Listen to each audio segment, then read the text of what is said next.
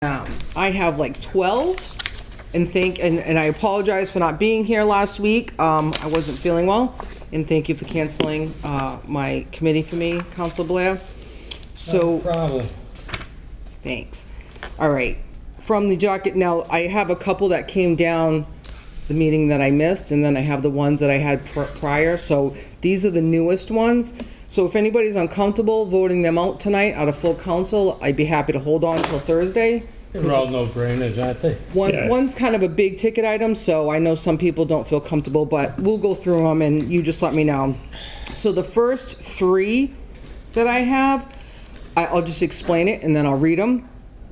Basically, the pickleball courts, we had a vote to put them at Finberg Field. And as you all know, the remediation and everything that we did at Finberg, you know, because of the old dump and so forth, we cannot put them there now because we had to, in order to put the posts in, we have to dig down 3 feet and we can't do it. So basically these votes are taking back the vote because the vote specifically said Finberg Field, so we're just going to change it to the city. So that way Dennis Walsh can find a suitable spot for it. And then there's also 2 motions that are appropriating more money for the pickleball courts. And the reason being is because the price has gone up and he doesn't feel that he can do it for the $88,000 that we already voted out. So what he's doing, excuse me, these $2 amounts, the $7,500 and the $3,500, are from prior projects that were contingencies and we didn't end up using the contingencies, so he's going to put it towards the pickleball courts, so not to further have money come from free cash. Okay, so those are the first 3 I'm reading. So from the docket of July 5th, 2022, I entertain a motion to approve the request of the mayor to amend vote number 21 of 12/21/21 to read, appropriate $88,000 from free cash to recreation site improvement for pickleball courts, pickleball court and amenities, and site improvements to be constructed at a location to be determined. Second. So that's the first one. All those in favor? Aye. Aye. Motion passes.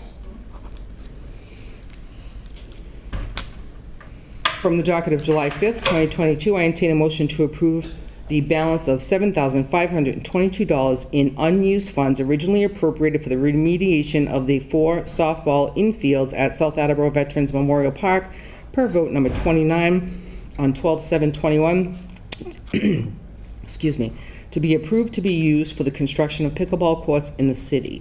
The funds will remain in the same account 1100630-584-010, continuing appropriation for recreation site improvements. Second. Thank you. Anybody have any questions? All those in favor? Aye. Aye. Motion passes. And this is the last one for that. From the docket of July 5th, 2022, I entertain a motion to approve the request of the mayor that the balance of $3,485 in unused funds originally appropriated for the Conley and Ponson Hewitt basketball courts per vote number 16 on 11/16/21 be approved to be used for the construction of pickleball courts in the city. Additionally, I entertain a motion to transfer $3,485 from account 16301-000-584-029 recreation outdoor facility improvements to account 1100630-584-010 continuing appropriation recreation site improvements. The total appropriation request will bring this account to $99,007. These funds will put us in a better position as we look to move forward on the construction of the pickleball courts in fiscal year 2023. Second. Thank you. Any questions on that? Nope. All those in favor? Aye. Aye. Motion passes. And this is for the construction of the sidewalks on Park Street, so this is the one I will hold if anybody's uncomfortable voting it tonight, but I will vote it out of committee. I entertain a motion to appropriate $315,000 from account 1000-35900 undesignated fund balance free cash general government to fund 3573 Park Street sidewalk construction to fund the first phase of the new sidewalk outbound on Park Street from Briggs Corner to Wilmoth Street. This funding request includes a contingency for price escalation. Second. Thank you. I'm not sure if you all read the email from the mayor where he's talked about the sidewalks, phase 1, phase 2, phase 3. And I know, so this Park Street, Councilor Angela and I share that one side of the street and the I other. didn't quite understand his description of it, when it's going to be completed. I'm not sure the Well, complete date. If you see in his email, I could pull it up, but it's quite long, but, you know, he says we have to go through a frost season first, you know, when we do construction like that. So we will be resurfacing, I spoke to Mike Tyler, we will be resurfacing Park Street eventually. So if there's any time to do it, like they always say, it's time to do it now. Again, He's clearly. going to go ahead with that section right away? He's gonna do, I'm sorry. Go ahead. He's gonna do, they're gonna do the sidewalks first, from Briggs Corner to Wilmot Street. Yep. And then get that taken care of. And for the moment, they're gonna be cutting out sections just to fix, because the road is horrible in some spots. And then, they'll probably fix the sections first, do the sidewalk, and then next year do the paving. With Just that section. just that section, and then eventually as All the way other, down to Hope Gardens. You know how much money that's going to eat out of Chapter 90? Well, this is in Chapter 90 funds. He said in that email he was going to use Chapter 90 funds. Am I correct? I'm not sure. I'd have to look it up. Laura, if I may, I have it open. Okay. So, Council Blair, the mayor said this year the plan is to start the project with free cash and then use Chapter 90 in the future for each phase.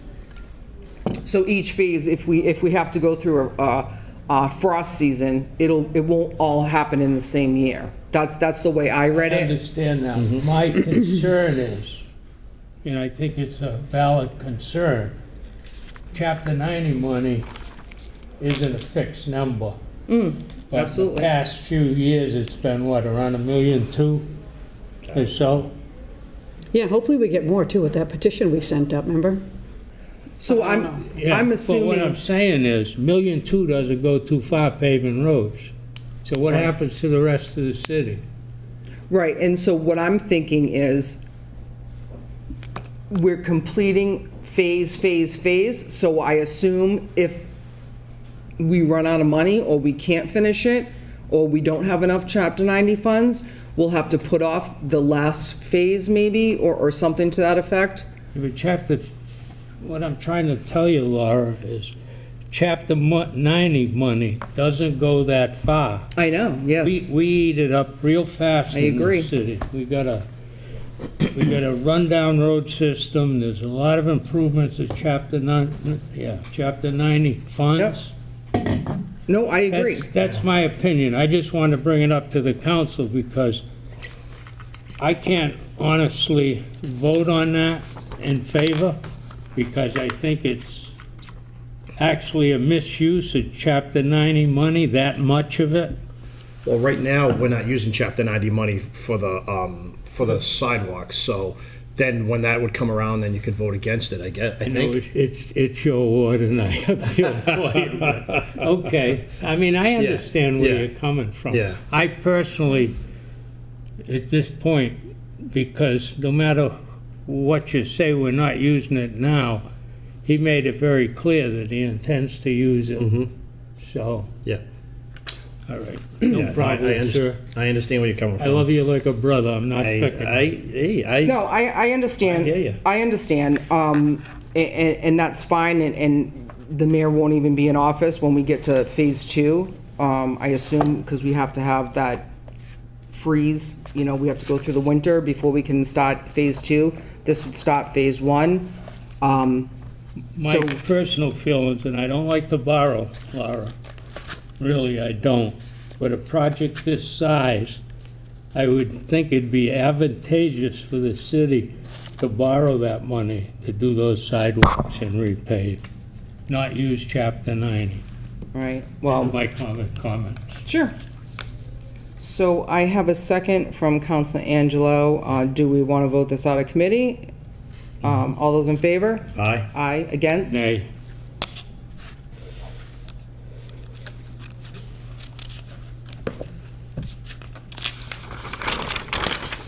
Okay, next, from the docket of June 21st, 2022, I entertain oh, I'm sorry, excuse me, motion passes. Yeah.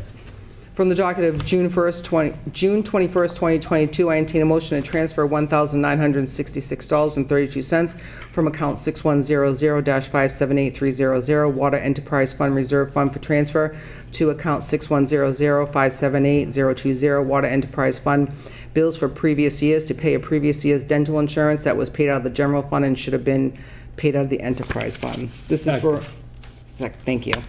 This is for an employee that went from highway to water, and they never switched his dental, so it should have come out of the water, the enterprise fund, and it came out of the city, so they're just paying it back.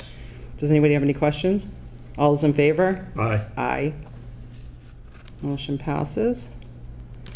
From the docket of June 21st, 2022, I entertain a motion to transfer $6,400 from account 6100-578300, Water Enterprise Fund Reserve Fund for transfer, to account 6100-553182, Water Enterprise Fund Lab Supplies, to purchase a sample digester for preparation of phosphate and metal samples.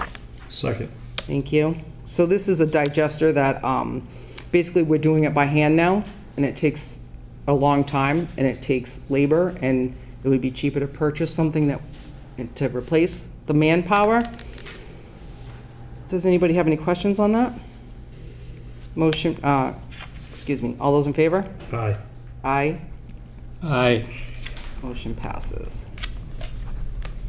From the docket of June 21st, 2022, I entertain a motion to transfer $15,000 from account 16501-000-511000, park salary and wages, to fund unexpected breakdowns, repairs, and supplies for fiscal year 2022, and distribute to the following accounts: $6,000 to 1650100-530101, park professional services, $3,000 to 1650100-546010, park supplies grounds, $3,000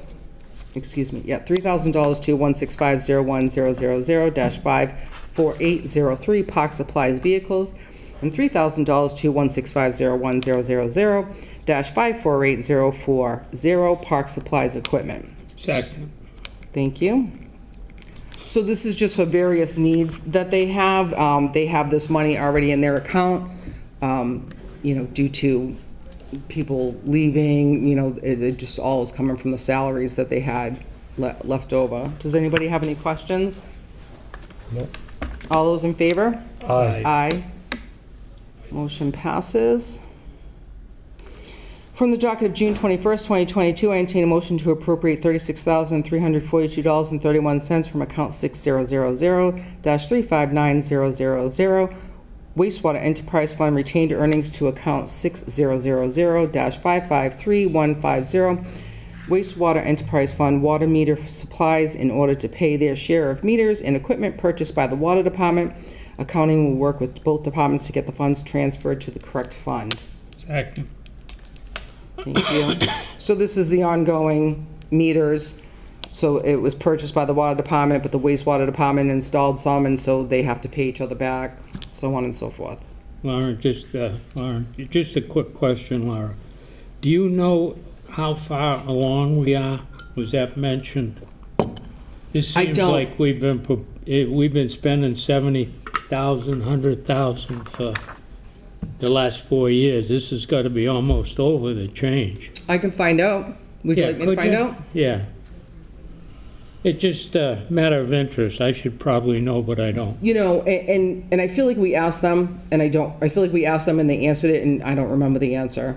So if I remembered it, I would be able to answer it for you, but I feel like we did ask them. Might have asked and never got an answer, Laura. Okay, I'll find out for you, okay? All right. Thank you. You're Appreciate that. welcome. Okay, so all those in favor? Aye. Motion passes. From the docket of June 21st, 2022, I entertain a motion to transfer $365 from account 163-01000-519130, recreation licenses, to account 163-01000-519130, 5242002. Did I say that right? Excuse me, I want to say that again. 524002, recreation maintenance of rec areas to install fall protection materials on the playgrounds. Second. So this one and the next one, to the next two, this is just transfer money. You know how Dennis does that when he has money somewhere else. This is to put coating down the rubberized mulch for all the different playgrounds, to do a top coat. It's getting thin, it's getting wet, so on and so forth. All those in favor? Aye. Aye, motion passes.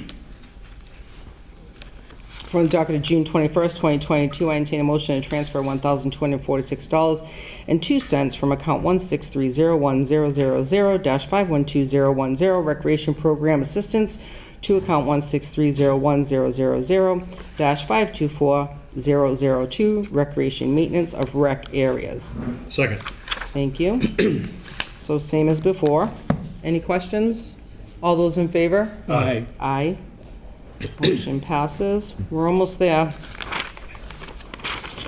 From the docket of June 21st, 2022, excuse me, I entertain a motion to transfer $698 from account 1630100-512020 Recreation Seasonal Laborers to account 1630100-521020 Recreation Lights and Power to pay electrical invoices for the remainder of fiscal year 2022. Second. Thank you. So pretty clear, they just need to pay the lights. Does anybody have any questions? All those in favor? Aye. Motion passes. From the docket of June 21st, 2022, I entertain a motion to transfer $1,336.82 from account 163-01000-512010 Recreation Program Assistance to 163-01000-524024 Recreation Repair Irrigation to repair sections of the irrigation system at South Attleboro Veterans Memorial Park. Second. Thank you. Apparently, we need assistance with this and we need to hire somebody, so that's what this money's for. Does anybody have any questions? All those in favor? Aye. Aye. Motion passes. I entertain a motion to appropriate $15,000 from account 6000-359000 wastewater enterprise fund retained earnings to account 6000-521020 wastewater enterprise fund lights and power to pay electric bills for the remainder of fiscal year 2022. Second.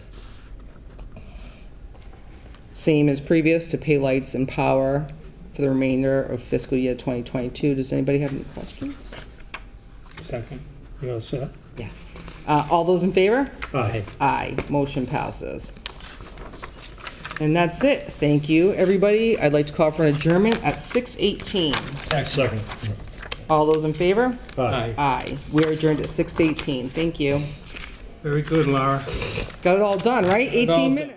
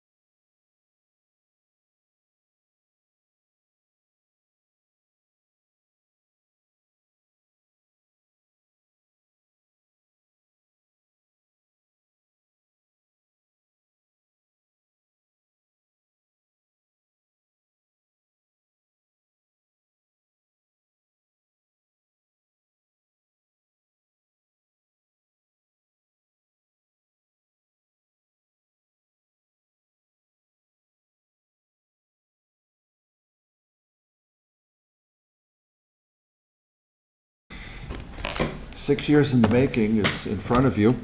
And we got the temporary certificate of occupancy officially on Friday. We got the verbal on Thursday. But we thought it important to update all of you and the public who might be watching at home as to what is going to happen over the course, especially between now and Thanksgiving, and how we're going to get this school open, how we're going to get the old one down, and then what will happen in the year and a half after that. What I'd like to do is ask Steve Johnson to come forward. Steve is the senior project manager for our construction manager, Consigli, and he's going to walk you through where we are now and how we're going to get to where we need to be. Good evening. Good evening.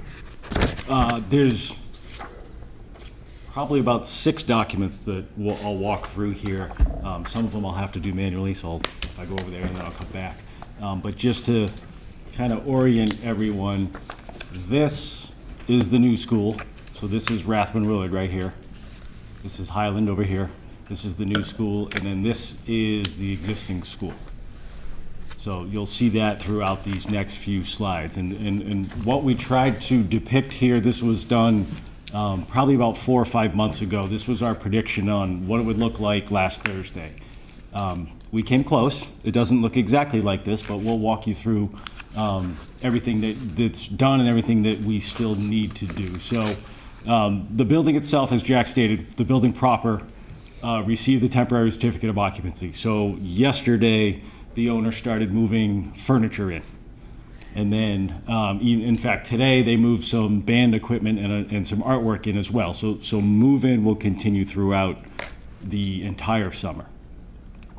So we have started work on this parking lot and the new Blue Pride Way. A lot of that work is complete. And then we've started work in the back here. There's a lot of hardscape back here. And then everything that's green is landscape, which is in progress. We were hoping we'd have a lot more done at this point, but that'll stay in progress throughout the summer here. So this green area here is plants and grass, and so that work will continue. What you'll also see, and I'll go to another slide, sorry.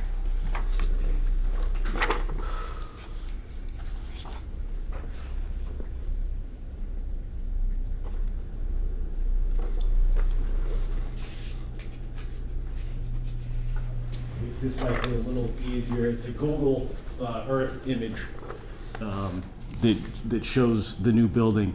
And if you can see, sorry, talking to the mic, this red here is our fence line. This is the fence line that's been up since the start of the project. That's going to remain up until probably mid-August for a few reasons. One, so we continue to do the landscape, and 2, because it's actually a nice little layer of security while there's some influx of bodies and furniture into the new building. So we've talked about it on Wednesday, and we thought it made sense just to keep it up there. And also, it helps prevent people from wanting to drive down the new Rathbun Willard Drive extension, which won't be complete till the end of the summer. So the red line is fence that will stay up, and then you'll start to see next week, this green section here is new temporary fence around the existing school. So we're doing that so we can isolate ourselves from the public as we start abatement and demolition in this building. So for a while, you'll see a lot of, probably till August, you'll see a lot of temporary fence around the property. And then the red fence will come down. All right, now we'll flip back.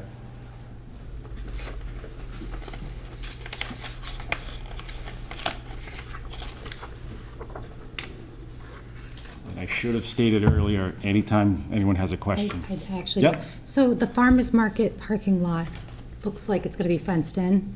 So this red line here depicts the new fence line, and it stops halfway into that bushy lot. So this half right here where it says 130 will remain open. Okay. So that will allow the access to the farmer's market right here. Yes? Could you go back to the other slide showing the fence, please?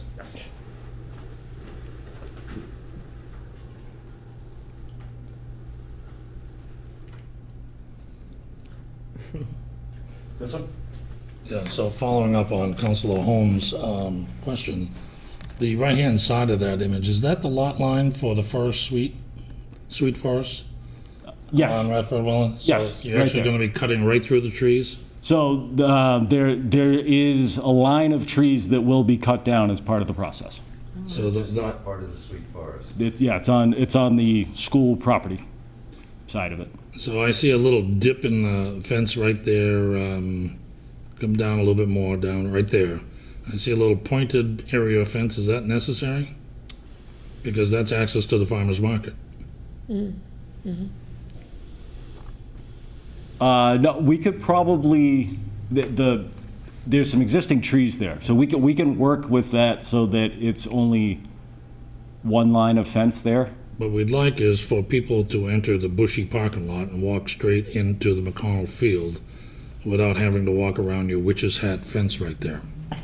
Okay, so that might entail either if we can cut the fence off and have more of a 90 right around here, Yes. we will certainly do that, or if necessary, we'll put a gate in that would have a temporary lock that could be, we could give the key to. Gates would work. If you have to have that fence there, gates would work Yeah. quite nicely. We could definitely do that. We could do either. Thank you. Give the farmer's market people the key to the Right. fence so they can open it and close it. Yes, yes.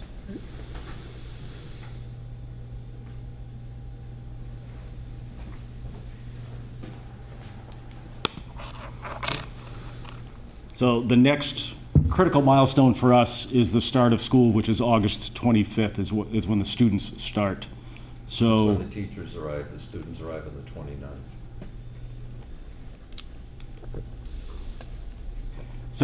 when we hit this date, there'll be a lot more completed. Probably the most critical item is the bus loop. So this is a temporary bus loop. I mean, this is the permanent bus loop, but it'll be a temporary path. So buses will come from Bushy to the back of the school, loop around, drop the kids off, and then go back out Bushy Street.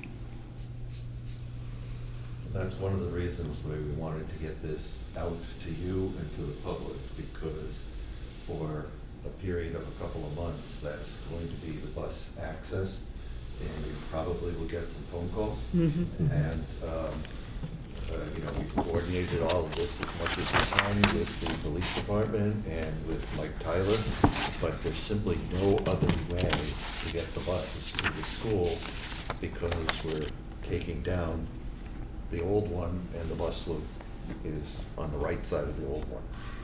So- So we're, it's the only way we can do it. So the bus loop, when we get rid of the bushy end, because I did notice that when you sent the information to us, Jack, where is it going to be, the real one? Where's the final one going to be?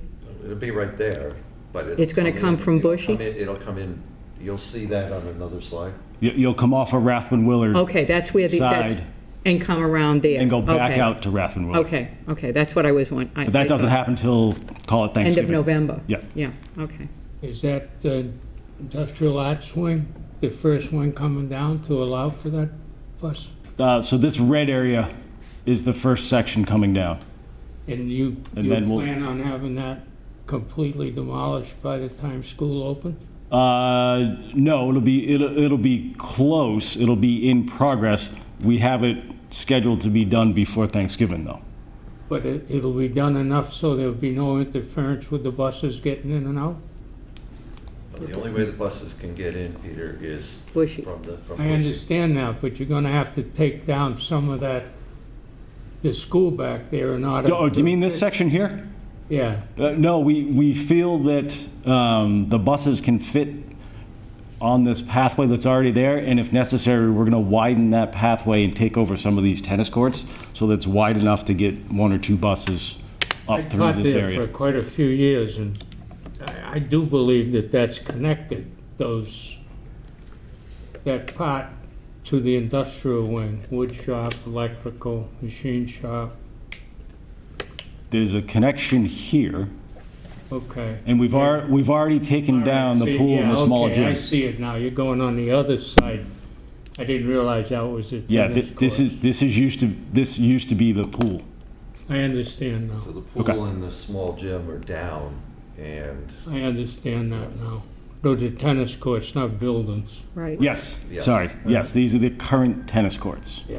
We've already taken over this one here and made it a parking lot, and we're given the green light from the school to take over as many we needed, either to widen this road or if we needed additional temporary parking. I and understand that now. our zoning board permit requires us to maintain, I think it's 570 parking spaces Yep. on site, and we have arranged for that many parking spaces. Actually, I think it's going to be slightly closer to 600, 596. 596 that we will have for the opening of school. So that will keep us in compliance. We will have the right number of parking spaces. It's just that, When I was in high school, I had one of the only cars. A little different now. Yes. May I ask, I might be more for Jack. Jack, inasmuch as that is going to be problematic, I think, right? That the temporary bus route, would the city, or have you thought about opening that kind of unpaved road that connects the parking lot to the bushy lot? You know what I'm talking about, at the Capron? There's the unpaved one little... here? Chain is. Yes, where the chain is. It's right about here, right? Yes. Yes, is that suitable for that kind of traffic, just at dismissal? Because it's gonna be yeah, it could be very hectic over there. But anyway, I don't know if it's permissible to use that in that manner, but it's there. Be another egress. It's a little dirt road. I'm not sure though. Would that be only for the 130 space lot there? Is that what you're saying? Yeah, Yes, just to alleviate, well, yeah, yes. that would be Well, we'll perfect. We'll certainly take a look at that, because part of the reason we're telling you this is that there's going to be some painful traffic That's my point, yeah. for 3 months. Yeah. Now, the good news is at the end of the 3 months, that problem will go away forever. Yeah. But there will be some pain for. Understood, for- understood. Food for first thought. But they could go, if they come out of there, like you're talking about, which is a great idea, they will be able to escape through the park to Dennis Street as well. So they don't all have to come out on 123, the kids. They could all make their way through the park, but I would say you'd need cops there to kind of direct the traffic. Well, we'll take a hard look at that before school opens, number one, and we'll talk to the police department, number two, and we'll get their view. But I think that's a good idea to consider.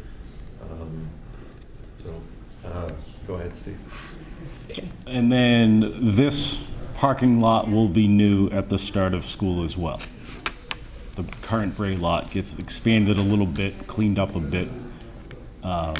New configuration of parking there, so this whole section will be complete for the start of school. And we're also going to maintain the Highland lot for the contractor employees. Question? Yes, why aren't you utilizing Blue Way for bus delivery of students? This? No, the No, new Blue Blue Way Light, is the front door. because that's the parent drop-off. Correct. Oh, And there are a significant number of parent drop-offs. And so the concept has always been to separate the buses from the parents' cars. don't you think that the bus traffic,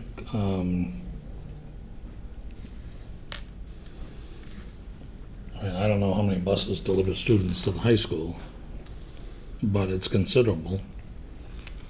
What was the decision of making the parents at Blue Way and the buses on Bushy Street versus the parents on Bushy Street and the buses on Blue Way? I can't say that I participated in that discussion, but I know there were numerous discussions with the school department, and this was what their solution was. Is that correct, Steve? I think there was a concern that the buses, if they stack up, would stack up onto Rathman Willard. I see. And And they back can up stack up traffic. on the school property without a problem. I got it. Rather than, Yeah, yeah. that makes sense. Okay. So that's what it'll look like at the opening of school. The other good bit of news is Mike Tyler tells us that the traffic light will be operational for the start of school. I believe the substantial completion date, the last one I heard was August 26th, which is the day after the teachers show up, but before the students do. And I know that was important to this council to make sure that that coordination occurred.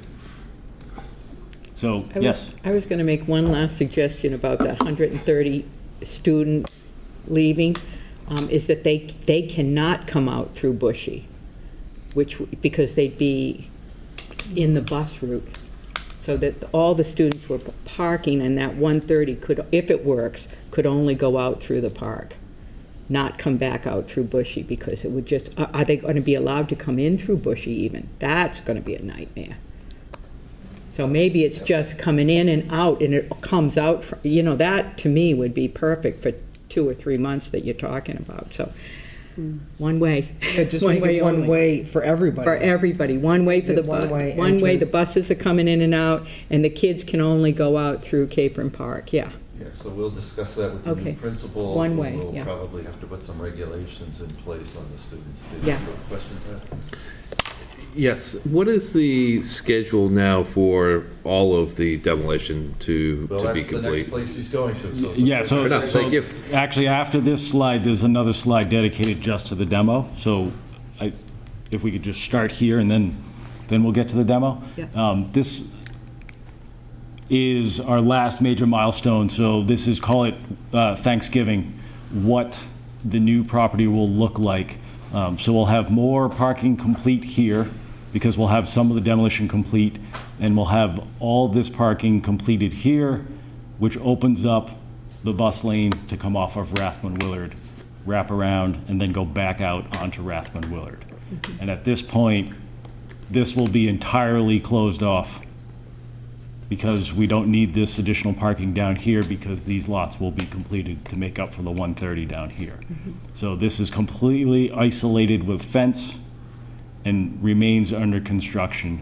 And I should have pointed out that both of these, actually all 3 of these slides, our demolition work, all the trucking will be coming in and out of this entrance right here, the current Blue Pride Way. So we'll have a gate here, and our truck traffic is going to come out and then go down to Rome and up to West Street from there. So trucks will come There's a in. significant reason why we are not going to create the final version of the traffic circle until the demo is done, because we don't want it destroyed by all the demo trucks. Correct. And they will be following the approved route from our zoning board and planning board approvals. Correct. So, yes. So in the end, this is the end, right? It's not the end of the project at this point. This is just a significant point where the construction will be all within the confines of the fenced-in area on the This is existing December, school. January? November 29th. Thanksgiving. Thank you. Okay, so we'll switch, we'll talk a little demo. Oh, actually, you want to just tell them that we're teeing up the entrance to Brennan, and we're opening the north-south connector, so.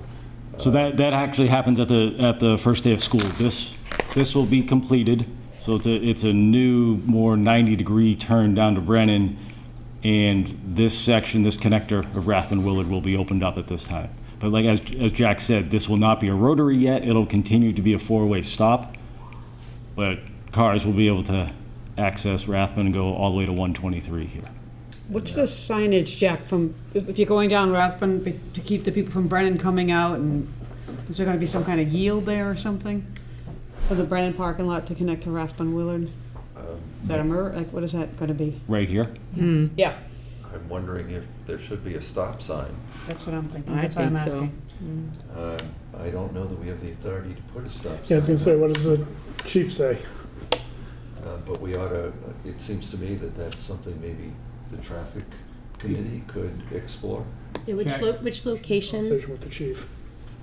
right there. Right there. Right there, So at the the concern coming is out of Brennan? people leaving Brennan He and can- going left or right. He can okay a temporary stop sign immediately.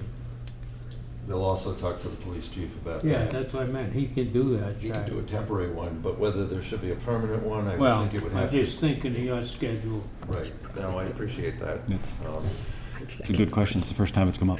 Yeah, but the opening the north-south connector is important Yes. for getting the traffic in and out for the opening of school as Agreed, well. I can't wait. So.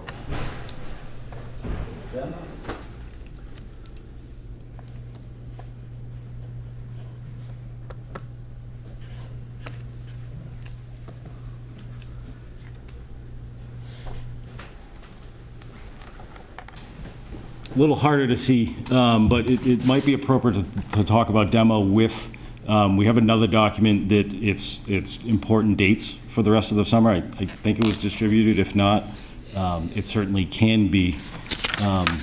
But I actually have it as a slide. I just can't be showing them both at the same time. But the first couple of important dates have already passed. We just discussed the start of the move was on Monday, and then the music and art started today. The 22nd is the last day for the students, and the 24th is the last day for the teachers. So then on the 27th, that's why we decided to start the new fence, the new temporary fence around the existing school on the 27th. And then we will also be starting abatement right about here, which is the existing boiler room in the current school.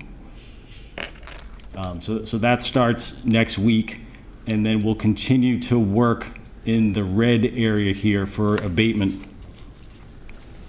And then next week we'll also start, we're gonna take half of, the west half of this Bray lot and start the construction that we need there. The east half will stay open because central, admin, central offices will remain in the building until the middle of July, and they needed a place to park. I believe July 8th is the last day for the central office in the current school. Correct. And July 11th is their first day in the new school. Is anybody living with them, or is it just central office? Just central office at this time.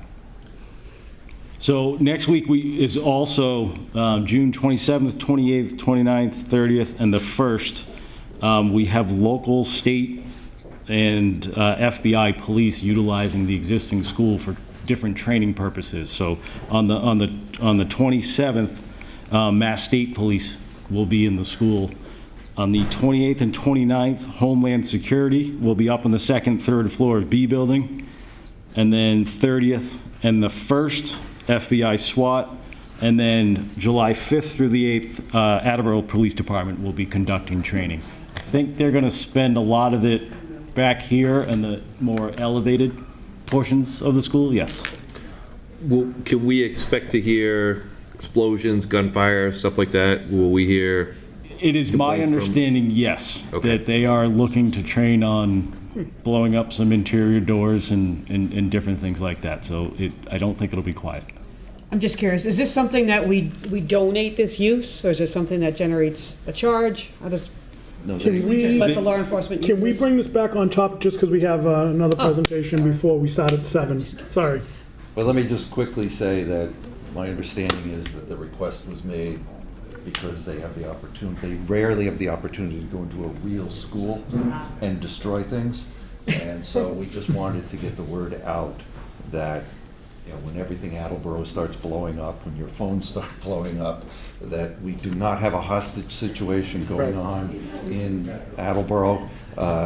You know, they'll see the black SUVs and maybe the helicopters, who knows, but Yeah. just wanted you all to be aware of Appreciate that. that. So, Jack, does everyone have the deck? Yes, they do. Okay. Would you be amenable to coming back, providing an update in August? See where we're at there? We would love to. As a matter of fact, our August meeting of the school building committee should be in the new building. Our July meeting is going to have to be remote from the AACS studios Yeah. because the building won't be ready. But what we'd like to probably do is arrange a tour in advance of that meeting so people can see the interior of the building. And so I think all that we wanted to say was that we're going to work the demo sort of down and then back out. Yeah, so. And then we're going to, that should be finished by next March. And then we plant the new fields and watch the grass grow for another year. Great. So that is what we wanted to let you know, is that that's the plan, just so that you and all the members of the public can understand how we intend to get to the end of the project. Awesome. And will this be going up on social media, available to the public as well? We provided the slides to Virginia, so if somebody wants to put it out, we'd be happy to do that. If you need us to cooperate, just let us know, because I think it's important for the public to see this. Agreed. All right. Thank you both for coming down. Thank you. Certainly appreciate you taking the time. Rick, we've got to move on. Sorry, sir. We've got a lot to do tonight. I'll call you. So I just want to thank you for giving us the time to make this presentation, because, as I said, it's important that everybody understand what we're doing. Yeah, it's great work. It's great to be at this position, and kudos to everyone for the wonderful time on Saturday night as well. So it was quite the experience. Thank you. Thank you. All right. Thank you. Thank you both. All right. So before we get to the meeting, Vice President Kobus and I have a special presentation. I see our friend Sara Ribeiro. Come on up to the podium, Sara.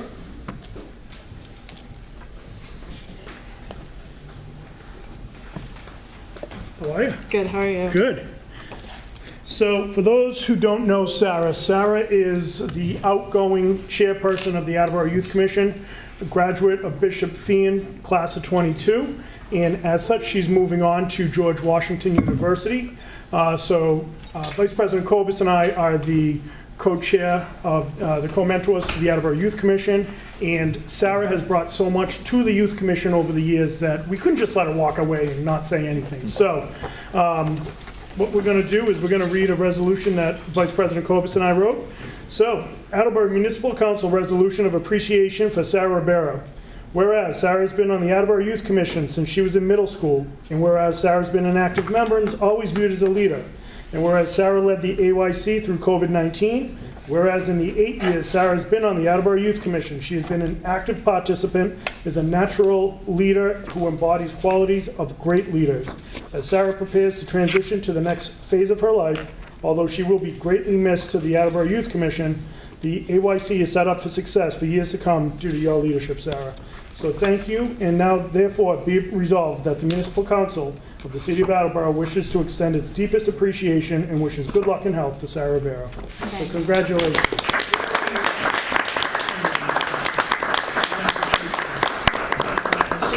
Walk around and shake the council's hand. And Congratulations. Go in the middle.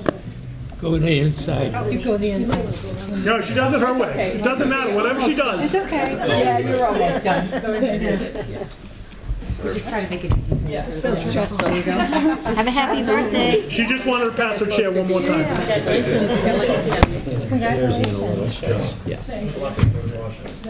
Good luck. Thank you.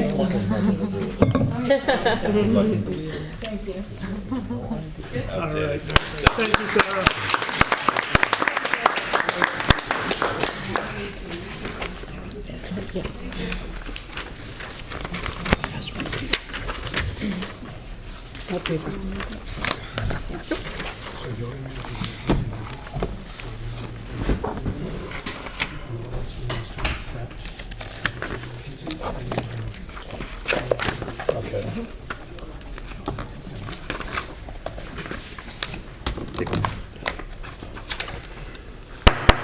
I now call this meeting of the Attleboro Municipal Council, I almost said Youth Commission, Attleboro Municipal Council to order at 7. Please rise and join me for a salute to the flag.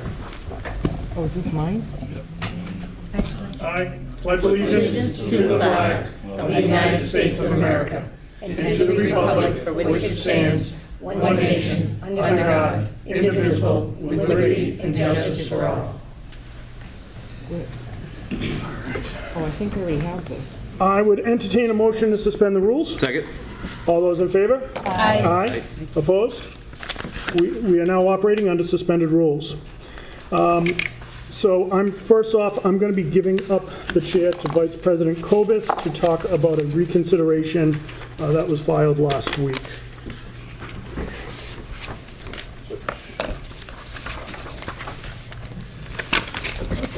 Nice.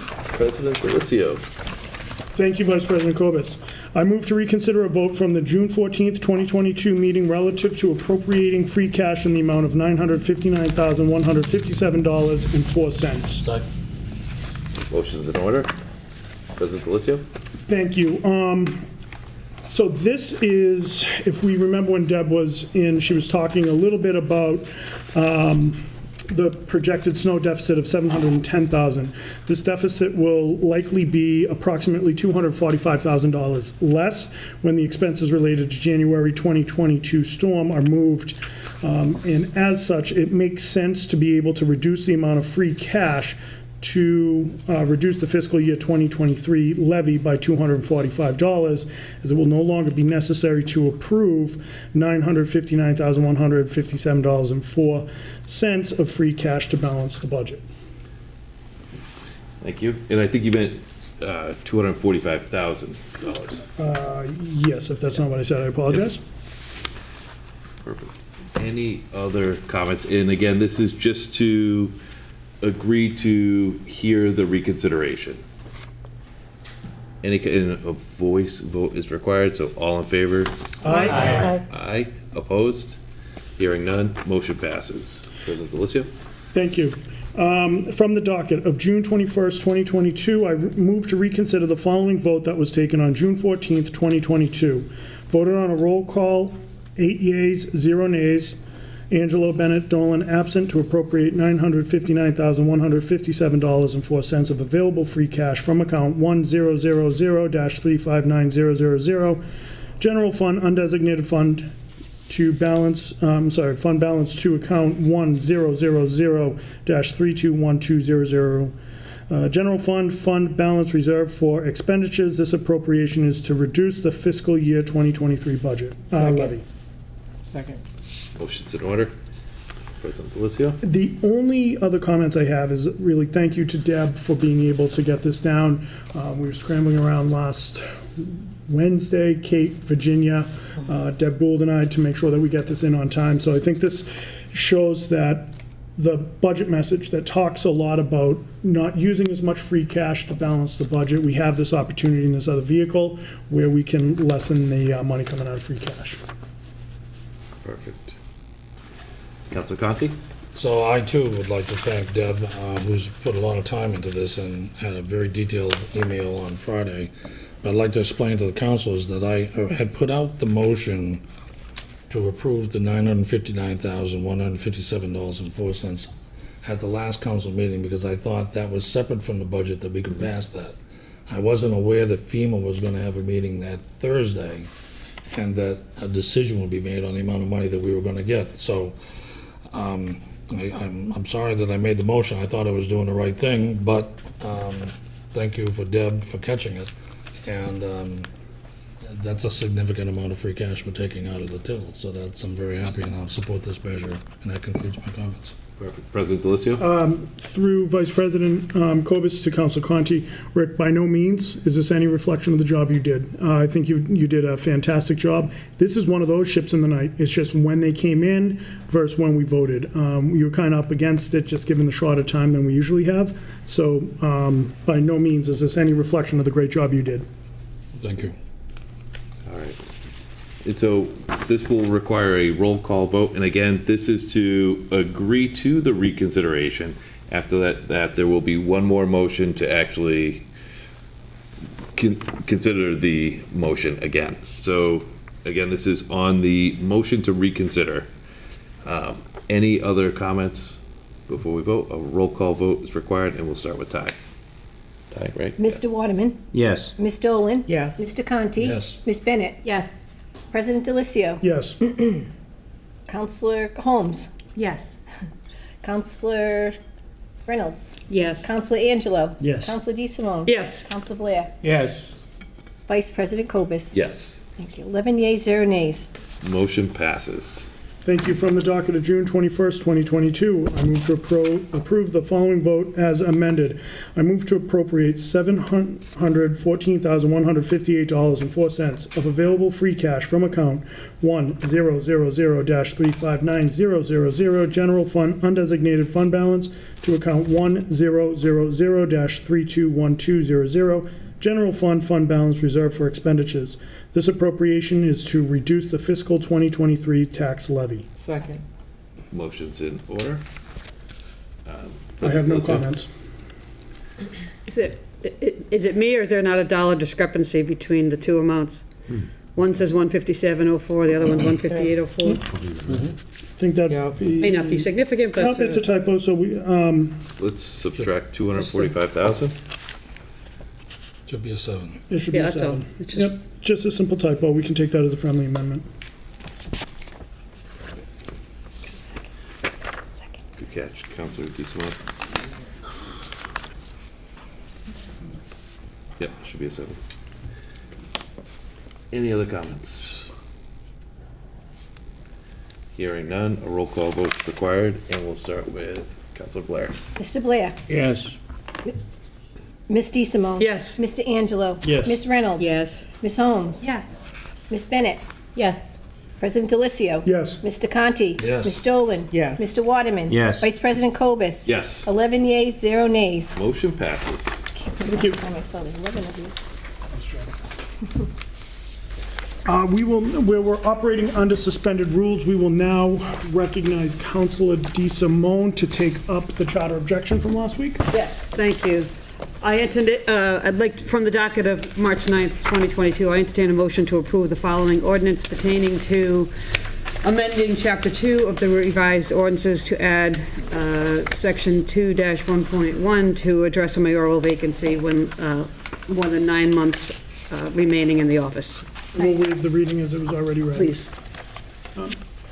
If it's all right with you, Councilor DeSimone, I'll recognize Vice President Cobus, who charter objected. Vice President Cobus. Thank you. And as I explained last week, my concern wasn't with the motion itself. As a general policy, I don't like voting things out of committee and then before the full council all in one night for important things like ordinances and whatnot. So it was to give us a breather before voting through a change to our ordinances, which, as much as people complain about government moving slowly, I think it's important when we are making changes to our ordinances that we do move slowly and give everything the thought and consideration it deserves. So I don't have any issues, and I will support this measure, but it just as a general policy, that's why I charter objected. Understood. Any additional questions or comments from the council? Councilor DeSimone, anything else you'd like to add? No, thank you. Okay, we'll have a roll call vote beginning with Councilor Waterman. Mr. Waterman. Yes. Ms. Dolan. Yes. Mr. Conti. Yes. Ms. Bennett. Yes. Vice President Cobus. Yes. Ms. Holmes. Yes. Ms. Reynolds. Yes. Mr. Angelo. Yes. Ms. DeSimone. Yes. Mr. Blair. Yes. President Delicio. Yes. 11 yeas, 0 nays. Thank you, motion passes. And that is all the business we have there. Let's see. Madam Clerk, will you please read the notice for the first public hearing?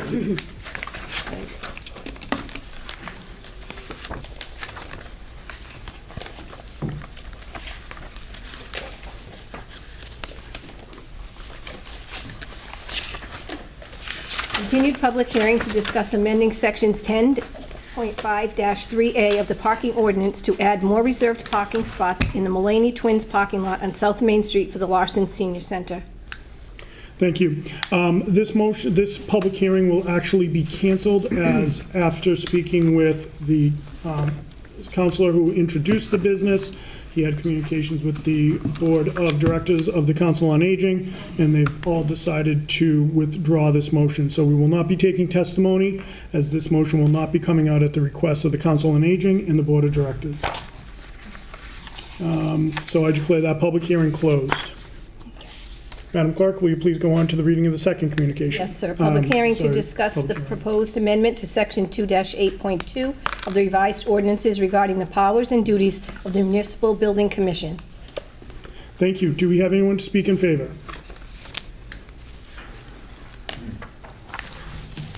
Good evening, President, members of the council. Jack Jacoby, 15 Prince Street. I am the chairperson of the Municipal Building Commission, and I have been advocating for a long time.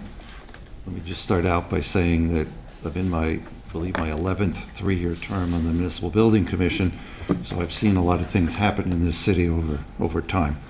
And I also want to say that I'm not criticizing anyone here. I think that the capital improvements plan that we have is excellent, especially in terms of short term. But I have talked with Gary Arasian and I have talked with Jeremy Stull, and I think we are of mind that we could do a better job of long-term planning in the city. It seems to me that what we really do a good job on is a 5-year time horizon, that we depend on department heads very much without the advice of architects or engineers, and they do a great job, but, and I don't mean to pick on anybody, but we didn't hire Amy Reilinger for her skills at building maintenance or predicting when a new roof would be needed. We hired her for her skills at running a library. I think we could say the same thing about every other department head. Their trade, their craft is what we hire them for, not for long-term planning. I know that we just started the process. We just hired an architect to plan a proposed public safety building. We are in the process of receiving bids for the Council on Aging feasibility study. We know that Hyman Fine and Hill Roberts are 47 years old and not in particularly great shape. We just found out that City Hall needs at least $1.2 million worth of envelope repairs, and it's on our next building committee agenda. The windows and the roof and a lot of other things about this building they are what they are. So my pitch is that we ought to engage a professional, and we ought to take a look at every building we have in the city. We ought to do an assessment, and we ought to come up with a timeline as to when we need to do things to preserve the buildings we have, because all too often we wait until the wound is gaping before we try to put a Band-Aid on it. We just spent $500,000 putting new roofs on fire stations, one of which we hope never to have to use to replace it. We just, in my mind, don't have the ability to understand the things that we need to do 5 years, 10 years, 15 years, 20 years down the road, and have a blueprint for that. And if we had a blueprint for that, then we could figure out how to pay for those things at the time that it was needed, how to avoid all the emergencies that we end up having to deal with, and those emergencies cost us more. So I am an advocate for a longer horizon for planning, and I would like to see this council amend the ordinance so that we can then ask the mayor to fund a study of all of our municipal buildings, and so we can present to you, when that is done, a proposed timeline, and we can update it every few years so that we know what it is that we need to know. The president of the council is fond of saying, if you fail to plan, you plan to fail. I think that's the right phrase, and I endorse that. So I believe that this is a step that we ought to take, and we ought to look at the long-term horizon as well as the short-term horizon. And so that's what I have to say. Awesome. Thank you, Jack. Any questions? Council Conti, and then Council Jack, DeSimone. what's the date and time of the next Municipal Building Commission meeting? I have to look at the old technology. It is July 6th at 5:30 p.m. And it will be either in this room or next door, as far as I know. I applaud your position. I've lobbied two mayors to try to get someone inside the house that would be a maintenance person. You know, every building we build, as you know, we get a list of continued maintenance, a pump that needs to be oiled, or a shaft that needs to be cleaned, or a gutter that needs to be lubricated, and it oftentimes doesn't get done. Is that part of your thinking? Well, I can tell you that I also believe that we should have a building maintenance department that takes care of all of our buildings. Could be perhaps combined with the schools, because they have a building maintenance program for all of their buildings. But it strikes me that, well, there was a librarian who, after we opened the new addition in 1993, a year and a half later, the HVAC system shut down. And when we called in the contractor, he asked that person how often he had changed the filters, and his answer to that was, there are filters that need to be changed. So I just think that we rely on department heads to do things that they perhaps should not be doing. And it strikes me that you're right, that another part of this process would be to create a building maintenance department. That's not the subject of this hearing, but I also believe in that. Thank you, Mr. President. Thank you. Councilor DeSimone. Yes, thank you, Jack. I just want to say thank you for your comments. I could not agree more, and I want to thank you for your help in drafting what hopefully will become the final language that the council adopts. Thank you for working with Council Reynolds and I on this, because I am in 100%, 1,000% agreement that we need to think longer about repurposing, reusing, and maintaining these buildings. So thank you. Thank you. Any additional questions? All right. Thank you for your time. Thank you. Yeah. Do we have anyone else to speak in favor? Anyone to speak against? Anyone to speak neither for nor against? Councilor DeSimone, do you see any reason to keep this public hearing open? I do not, thank you. Thank you. I'd consider this public hearing closed. That is all for the public hearings. We will now go into a reading of the mayor's communication. June 21st, 2022, to the municipal councils. I respectfully submit a communication from Legal Secretary Allison Wood regarding office chairs that the Health Department would like to declare as surplus. Therefore, I hereby request your honorable body to declare the following as surplus and available for disposition. Copies in your packets. Quantity 5, description office chairs. Condition is poor. City property and claims, please. I respectfully submit a communication from Director of Budget and Administration Jeremy Stull, Personnel Director Owen Bebo, Chief of Police Kyle Hagney, Fire Chief Scott LaChance, regarding the executed Memorandum of Agreement, the MOA, between the city and the Attleboro Public Safety Dispatchers Association for fiscal years 2021 through 2023. The fiscal 2023 recommended budget contained a reserve for labor negotiations in anticipation of this settlement, and a communication will be sent in the next fiscal year to move those funds into their appropriate salary accounts in police and fire. Additionally, I request that the municipal council take this up as an emergency measure. As you can see from the MOA, it was not executed until June 14th, 2022. Too late to add to the June 14th communication. In the current fiscal year, we budgeted $502,188.35 as a reserve for labor negotiation for the numerous unsettled contracts.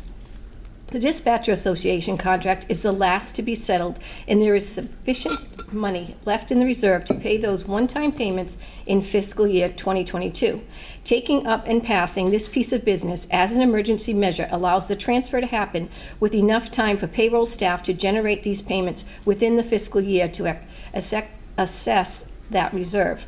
If not spent by June 30th, 2022, the surplus in the reserve falls through to free cash, and I will be required to make a fiscal 2023 transfer request from a less appropriate funding source. Therefore, I hereby request your honorable body transfer $44,200 from account 1124-1000-578350, citywide reserve for labor negotiations, to the following: $23,400 to account 1210100-513001, police lump sum retro. $20,000 to account 2201000-513001 via lump sum retro. In accordance with Article 2, Section 2-9B of the City Charter of the City of Attleboro, I respectfully request your honorable body to consider this as an emergency measure. Copies in your packets. Personnel, Veterans, and Human Services, please. Thank you. For your information, I regret to inform your honorable body that we have received the resignation of Richard Correa from the Attleboro Redevelopment Authority. Please join me in thanking Mr. Correa for his service to the city. FYI. Thank you. I respectfully submit a communication from Superintendent of Water, Courtney Allen, regarding the need for funds to pay automobile insurance endorsements. Therefore, I hereby request your honorable body transfer $760 from account 6100-578300 Water Enterprise Fund Reserve Fund for transfer to account 6100-574010 Water Enterprise Fund Insurance. Copies in your packets. In order to be able to process this request for the end of fiscal year 2022 deadline, I hereby request your honorable body to consider this prior to June 30th, 2022. Public Works. Thank you. I respectfully submit a communication from Director of Recreation Dennis Walsh regarding the receipt of a grant in the amount of $72,000 from the Department of Conservation and Recreation for the management of the George I. Spatcher Memorial Pool through June 30th, 2024. In accordance with Chapter 1, Section 12 of the revised ordinances of the City of Attleboro, I hereby request your honorable body approve expending of such funds and any future amendments. Copies in your packets. Public Works Committee. I respectfully submit a communication from Director of Budget and Administration Jeremy Stull regarding the need for funds to cover expenses for the remainder of the fiscal year.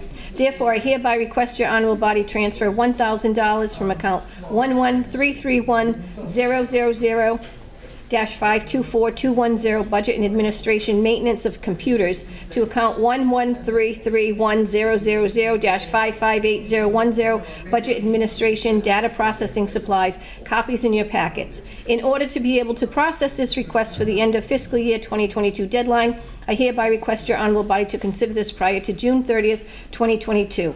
IT and Infrastructure Committee.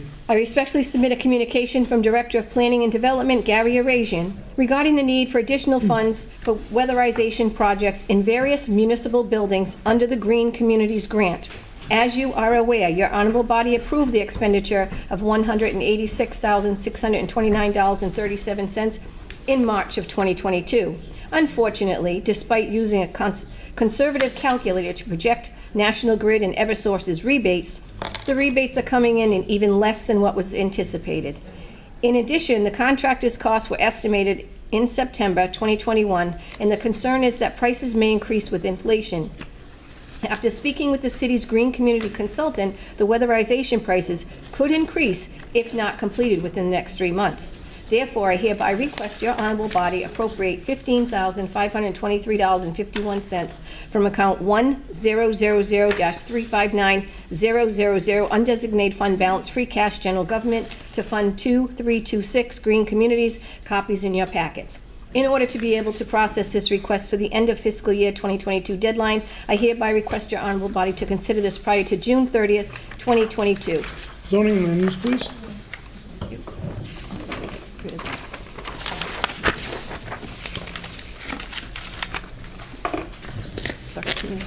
Zoning and land use, yep. Thank you. We will now go on to a reading of the clerk communication. Thank you. A certificate of vote from the Planning Board meeting of June 6, 2022, to inform the council that the board denied the request of Iridian Meadows Phase 2 to utilize crushed stone on the vehicle equipment access path to the infiltration basin, and are hereby required to install turf stone grid pavers as shown on previously approved subdivision plan. That will go to zoning land use, please. Correspondence received from Robert Mangiarotti of 50 Oxbow Drive in support of the mayor's proposal to construct a pavilion at Highland Park. Finance committee, please. Correspondence received from Mike Parker of Reed Street with remarks against the money to be used for the Highland Park Pavilion and questioning Highland Club house plans. Finance committee, please. Correspondence from Andrew Kerr, regarding a lawsuit he will be filing against the city for $6 million due to violation of his citizens' rights by City Council and police, as well as more lawsuits he plans to file regarding the election issues he reported as problematic last fall. That will be an FYI and referred to the administration as well. A reconsideration was filed regarding vote number 12 on June 14, 2022 by Council President Delicio to amend the appropriation of available free cash to fund balance for expenditures. Refer to the Finance Committee, please. That is all I have this evening. Thank you. I will now entertain a motion to enter into Committee of the Whole. Second. All those in favor? Aye. Opposed? Motion passes. If anyone has any piece of business they would like to bring before the Municipal Council, please approach the podium now.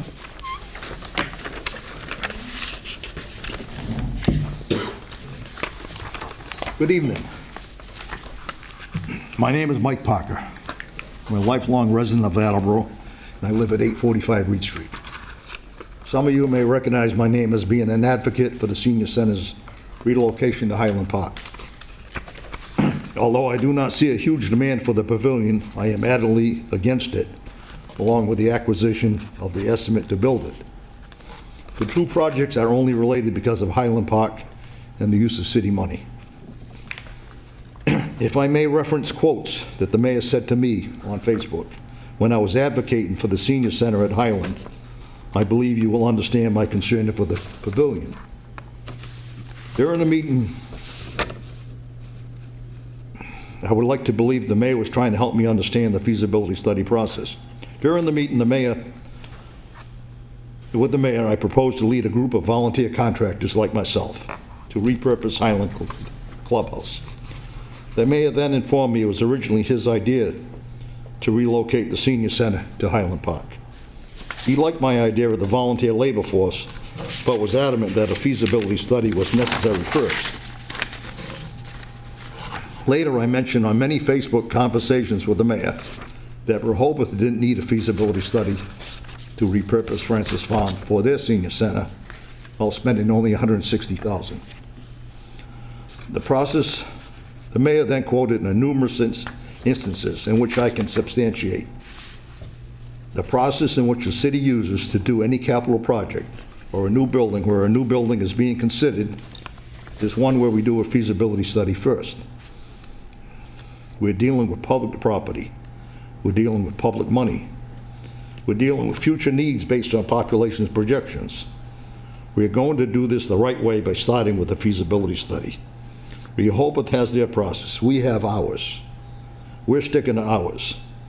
It's a public process. It's a transparent process. That's the right way to do this. I'm going to pursue this project the way we do all other major capital improvement projects. Whether we are dealing with $500, $500,000, or $10 million, or $260 million, everything has a proper process, whether it's new construction or rehabilitation. This is a public facility. There are many state laws and regulations that go into constructing a public facility. We're not going to deviate from this established process because someone, you, who is not elected by the people and not accountable to the people, wants to do it differently. Excuse me, Mike, I'm sorry to interrupt. This is essentially the same letter that you've already submitted to the council? Yes. Okay, so when we're addressing the council, if we could not talk about anyone in particular, but just general, what the concern is. I do appreciate where you're coming from, but generally we don't allow speakers to talk about just one person in general. Okay. Those comments by the mayor take away any doubt on how he feels about a feasibility study being required. A month later, when the heat subsided over the senior center, the mayor was promoting his pavilion on Facebook while it should be built now. Excuse me again, Mike, if we can not speak about anyone in particular, if you can just, if you have specific views on the topic at hand. Like administration. Right. I don't know how I can get my point. He kept saying feasibility study, and then when I asked him why is not one for the pavilion, he said we do not need it. It's too small. So obviously, the mayor has his own set of rules. Again. And to fund this pavilion would be a huge financial regret to Attleboro. There's too many unknowns. I also believe it will be substantially more than the $750,000, mayor's estimate. We don't even have a legitimate plan other than a video rendering that was created without the entire council's knowledge. By the time it was built, the mayor will have already moved on to greener pastures. I know of only 2 people that want this pavilion. I'm not sure where the mayor's $750,000 estimate came from, but it didn't come from a feasibility study. In closing, I would love to know how and why the Highland Clubhouse got subdivided last year into a 5-acre tract without every councilor being informed. Why has there been recent council chatter about possibly selling the clubhouse when it's supposedly being considered for a possible site for our new senior center? I thought all of Highland Park was for Attleboro's future use. Where is the transparency? These under-the-radar actions are very disheartening to all the citizens of Attleboro. The mayor hasn't certainly lived up to his transparency promoting he stressed during his acceptance speech. In these uncertain times, we must be prudent with our spending. I believe Attleboro could have wisely used that $750,000 to relocate the Council of Aging into Highland had we been more like Rehoboth. I also believe that the recently funded feasibility study for the Council of Aging will suggest that Highland is indeed the perfect location if it is even considered. I would love to answer any questions. Thank you for your words. Any questions for the speaker? Council Reynolds. So Mike, based on what you just read, one of your biggest concerns is that that you were told that a feasibility study is always needed. Correct. Yet the feasibility study was not requested for the Correct. pavilion. That's Right. number one. Okay. Thank you. That's number one. And when I asked them, he said, we don't need it. Thank you. Any additional questions for the speaker? Okay. Mike, thank you very much for Thank you. coming out and putting this on our radar. Thank you. Is there anyone else here who would like to address the council? Seeing none, I would entertain a motion to arise from committee of the whole. Second. All those in favor? Aye. Aye. Opposed? We've now risen from committee of the whole. We will now go on to committee reports, and we will recognize Councilor Waterman first. License Committee does not have any business this evening. We will meet at the next appropriate time. Thank you. We will now recognize Councilor Dolan. Excuse me, thank you. Reporting for Public Works Committee from the docket of July 5th, 2022. I move to approve the request of the mayor to amend vote number 21 of 12/21/21 to read, appropriate $88,000 from free cash to recreation site improvement for pickleball courts, amenities, and site improvements to be constructed at a location to be determined. Second. Thank you. Motion is in order. Any comments? Yes, we discussed this in committee, but not everybody was here, so this one, the next one, and the following one, so the first 3 that I'll be reading all have to do with the pickleball courts. And can I just summarize all of it? Yeah, of course. So we had approved $88,000 for the pickleball courts to go at Finberg Field. We cannot put them at Finberg Field, as you remember the remediation and so on and so forth. It's going to require us to dig 3 feet down for posts, for fencing and such, so we cannot do it there. So we're amending this to read that just anywhere in the city, and then Dennis Walsh is going to find an appropriate place for the pickleball courts in the future. Also, regarding the pickleball courts, we appropriated $88,000. It's more money now, so the next 2 motions are for additional funds that were used for other projects. That was a contingency that we didn't use, so he would like to appropriate that money to go towards the building of the pickleball courts. Okay? Council Holmes. This is odd to me. So we're appropriating money, but we don't know where it's gonna go. Shouldn't we have the location and then, shouldn't they ask for the money then? Well, they're gonna pick the best location. That's what, when I spoke to Dennis Walsh, because it was, Continue.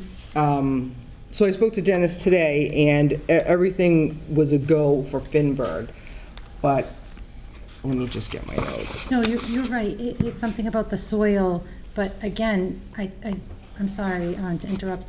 I feel like we should have a location and then determine what the funds are gonna be. It just seems like. Well, I don't think the location really changes the price on what the project will cost, but I can certainly get any information that you need, or I can hold all of these if you prefer. Let me recognize Council Conti, then Councilor Blair.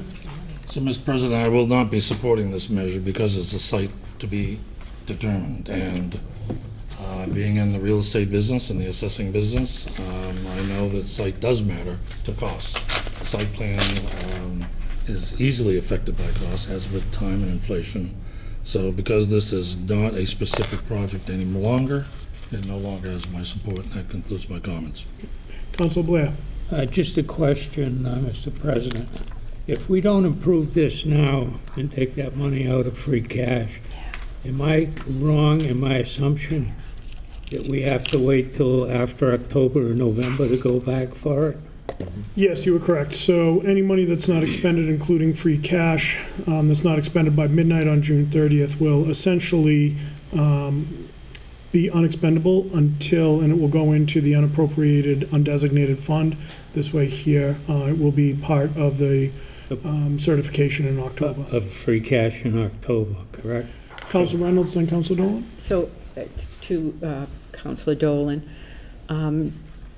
was it Walsh's, Dennis Walsh's thought that this would be done this summer, that he has several other avenues, Yes. places in mind? He has Yes. them in mind. His Yes. thought, so he may come back and ask for more money if, as Councilor Conti suggests, but this is something that he could have done and available for residents by September or end of August. Right, and let me also clarify, it's not free cash. The additional funds are not coming from free cash. These are coming from other projects, so it would be, it would go to the continuing appropriate recreation site improvements. So these, like one of them was, again, I haven't read these yet, but was from the basketball courts, the contingency that was left over to go to the pickleball courts, and then, so everything would be in the same account. And if these funds aren't used, just like in the contingency, they go back to the general fund. Correct. And So whatever, I'm sorry. No, I'm sorry, too. I understand what you're saying, but what I'm saying is it's basically the same thing as Councilor Blair is. If we don't approve what he already asked for, we are basically counting on the fact that he knows the city, he knows where these could be put, and they would be developed sometime in the next month or two. Correct. Number one. Is that correct? That he plans to do it over the summer? I can't say that, in a month or two. He when I spoke to him today, he wasn't like desperate and urgent, be like, oh, you got to vote this tonight, you got to vote this tonight. So he didn't give me any indication that it was the next month or two, but this summer. So could we hold this for Thursday and bring it out again, and so that you can ask Dennis if he believes he'll have a site available within the next week or two, or a month or two, so that these would be, so that we could use this money, Right. knowing that he has a site I available. absolutely could. And just to be clear, we already appropriated the $88,000. Right. Yes. So if I could jump in, I spent some time talking with Dennis about this last week. Long and short of, these are transfers amongst his Yes. own accounts, as he always does at the end of the year. Ordinarily, I'd be 100% with Councilor Conti, Councilor Holmes. We know it's going somewhere in one of the parks that he oversees. Yes. That belong to the city. So it's not like we're taking this money and we're gonna go and get buy a brand new plot of land. It's gonna go to one of the city parks. I think where the 88,000 was already appropriated with the intended use for pickleball, with the way that pickleball is growing and exploding across really even just a lot of the seniors. And my mom, who's 72, just was all excited yesterday when I saw her. She said, hey, I started playing pickleball with your aunts. I'm like, even you. Even you. So I think in this situation, when we're looking at Dennis, the way he's taking money from funds from other accounts that haven't been expended, taking funds and transferring them for a project that we know he wants to do that we've already appropriated, costs of inflation, costs of the remediation at Finberg. I mean, ultimately, if Laura, you want to ask Vice President Kobus to remove the second, we can discuss this Thursday night for sure. But I think Dennis will tell you pretty much the same thing I just told you. Yeah, I mean, I'd be more than happy to do that if that's what the council would prefer. Councilor Angelo. I just wanted to, I somewhat took a lot of the words out of my mouth. I completely agree with President Delicio.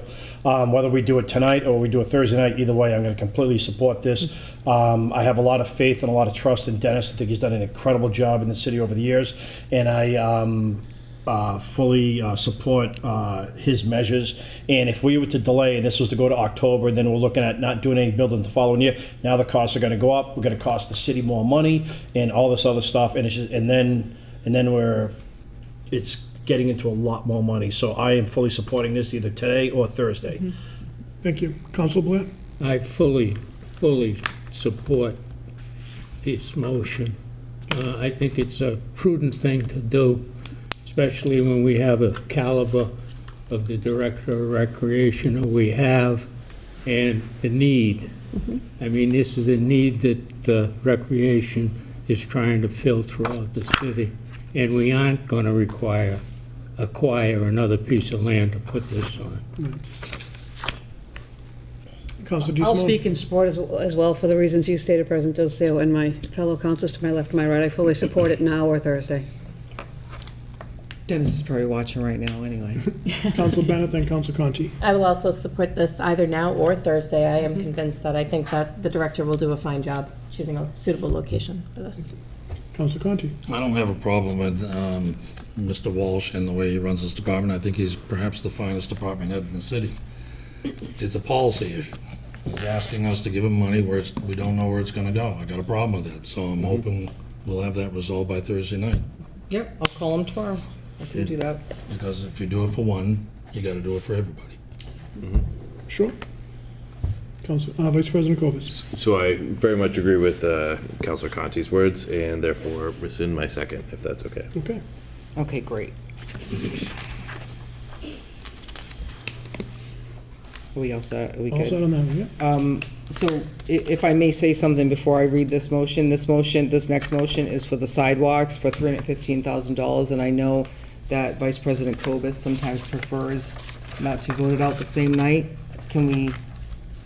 I'm I okay. would read the motion and then entertain comments. Okay, so from the docket of July 5th, 2022, I move to appropriate $315,000 from the account of undesignated fund balance free cash general government to fund 3573 Park Street sidewalk construction, to fund the first phase of the new sidewalk outbound on Park Street from Briggs Corner to Wilmot Street. This funding request includes a contingency for price escalation. Second. Thank you, Vice President Kobus. Motion is in order. Any comments? So we did discuss this briefly in committee, and I'm sure everybody saw the mayor's email that it's going to be a three-phase approach. And like I said in committee, I shared this street with Councilor Angelo, and we both have had numerous conversations and calls and regarding sidewalks. So I will be supporting this, and that's all the comments I have right now. Councilor Angelo, then Councilor Blair. I will definitely be supporting this as well, as because I've had numerous phone calls. I travel that road. I work from home. I travel that road a lot. I have literally pulled over and cautioned people and noticed there's also a lot of runners in the morning when it's dark out. So this is a safety issue, and you got the Audubon Society right there. You got, there's just so many people walking there. I notice it all the time. I see it all day long, every day. So I will definitely be supporting this. Thank you. Councilor Blair. I have some thoughts about this.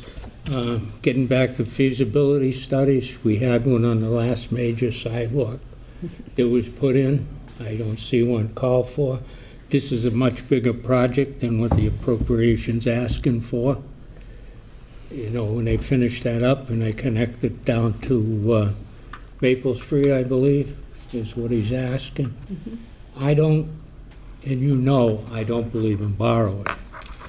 But this is using free cash without a feasibility study. And I said it when we voted that sidewalk on Reed Street, right? It's gonna open up a can of worms. This is the first worm coming out of the hole. You go ahead and start putting these things in. He said he's gonna use Chapter 90 money for the next phases, whether he's here or not. That's what he's saying now, right? And Chapter 90 money doesn't go too far. What do we get, $1.2 million? We can't fill the potholes we got in Attleboro with $1.2 million. So if we start putting in sidewalks, and God knows we need sidewalks all over the city, and the councilors that have that ward, I can see their concerns. I can honestly see their concerns. But you're talking a lot of money, and this is the first worm out of the hole. If you do this, there are going to be a lot more worms coming out of the hole for sidewalks, and we cannot, at this time, afford to give up Chapter 90 money when we can't fix broken sidewalks, we don't have enough money, potholes, streets that need to be repaired with our Chapter 90 money, and that's what it's designed for. So if we're going to do a project of this size, then let's see if we bond for it if we have to. But it's going to grow. This sidewalk bit is going to grow. And I just think it's too much money. I can't support it. Council Reynolds. So I did have that concern. We're back to that feasibility study, which even we just heard from a resident, Michael Parker, that didn't happen. So I have that concern. I have the concern about the Chapter 90 funds. If he's not here, no one's saying the next person is going to do it with Chapter 90 funds. So, that shouldn't even be brought up. And my third thing is, should we start from the other end? That's closer to, put the sidewalk on the end that actually is closer to... Finberg. Well, Finberg, number one, but also La Salette. I mean, should we be starting there where everybody talks about, they have to park a certain distance away, they could walk from us, from there to there, or Maple Street to there, past Finberg, whatever. But the feasibility study would actually tell you that, where you should start first. Way down. Actually, if I may. Yeah. Yep. Mike Tyler, when I spoke with him, he felt that it was a more dense area in Briggs Corner to start to go back that way because there's more walking, running, biking, etc., starting there and working the way back. Because we have the mobile home park and such, and then you have Hope Gardens, and there's a lot of people in wheelchairs and electric scooters and stuff like that. And the restaurant, you have the restaurant. Yeah, and so there's a lot of movement up there. I'm just seeing if there's anything. Anyway, I have no further. Those were my three issues. Where do we really start? And a feasibility study would have actually told more about that. We'll go Councilor Conti, Councilor Holmes, Councilor DeSimone, Councilor Boyer. So for several years, when Lance Hill was the department head for the DPW, Lance Hill received as a grant from the state a study of all the roads in the city of Attleboro. And I think Mike Tyler's been the department head for at least 5 years. So this is 5 or 6 or 7 years ago. That study said that the city of Attleboro had to invest $2.9 million in addition to the Chapter 90 dollars just to keep the roads in Attleboro as bad as they currently are. It went on deaf ears to the prior administration. It went on deaf ears to this administration. That 3-ring binder is still sitting in Michael Tyler's office. And Councilor Blair, I'm going to agree with you completely. Thank you. You're welcome. If we can, and Councilor Angelo and Councilor Dolan, you can work on me. This is your ward, these are your people, I understand that. You can work on me and maybe you can bring me around, but if you're gonna get these sidewalks on that, you've got to add $2.9 million to the paving contract each year just to keep the roads as bad as they are. We can't keep expanding the sidewalks and the obligation of cleaning those sidewalks without taking care of the work. And the most common call I get is, rather than spending money on this, that, or this or that, why can't we fix the roads? So, we need 2.9 million a year in 7 year ago dollars, which must be at least 3 point something now, which we don't fund. And our roads are getting increasingly worse and worse and worse. So the prior administration came up with a good idea that rather than repaving an entire street, repave sections that were having some trouble. So I remember on West Street, you'd be driving down West Street, and West Street, you'd be driving on maybe 15-year-old pavement, and then suddenly there'd be a stretch of maybe 25 yards of brand-new pavement where they took out one section of one half of the street, just in one direction only, reground it, and then repaved it so that it would last 25 years. That's the expected life of a road in the city of Attleboro that's freshly tarred or freshly paved. That works on some streets. But this Park Street project is a total long-term repaving project. This is bond material. Or the council and votes upon the mayor's request to fund $3 million in addition to be able to take care of the roads as bad as they are. So I can't support more sidewalks. I almost didn't support Reed Street because this issue is being ignored. I'm not going to support Park Street, and that concludes my comments. Thank you. Council Holmes. Thank you. I will support this. With that being said, does the state have any obligation because it's 118? Or what obligation does the state have to which roads? Is it only 95? It's 95, Route 1. 123, 52. Anything else, Diana? Oh, that was it. Thanks. Okay. Council G. Simone? Yes, I'll keep it brief. I have a lot to think about, but at the current moment, I'm inclined to agree with Councilors Dolan and Angela, and as much as I also live in that area, I travel that road frequently, bike, foot, moped, car, all sorts of vehicles. And it's always this balance between quality of life and, of course, being conservative. And this is, to me, a quality of life issue. With fuel prices what they are, and things that, the economy and everything else headed seemingly to be in a direction that does not and should not encourage, automobiles, I think we need to do everything we can to entice people to walk more, to bike more. I think that's going to be important moving forward, and I think we should start now. I fully appreciate Council Bear's idea about bonding. That's an interesting question, and maybe we give the administration 2 days to answer. But I do support the idea. I think it's important for the city. Council Blair? I'm not against the person having a sidewalk in their area, don't get me wrong. My objection is the way you're going about it.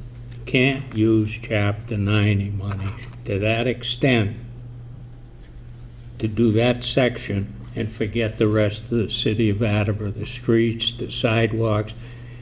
Drive around. How many places don't have a sidewalk for, say, 100 feet? Not a whole road. Or the roads are bad in certain areas. They're not taken care of. Drive through the east side. That's where I was born and brought up, on the east side. The roads are horrible. Streets are horrible. Sidewalks are broken up.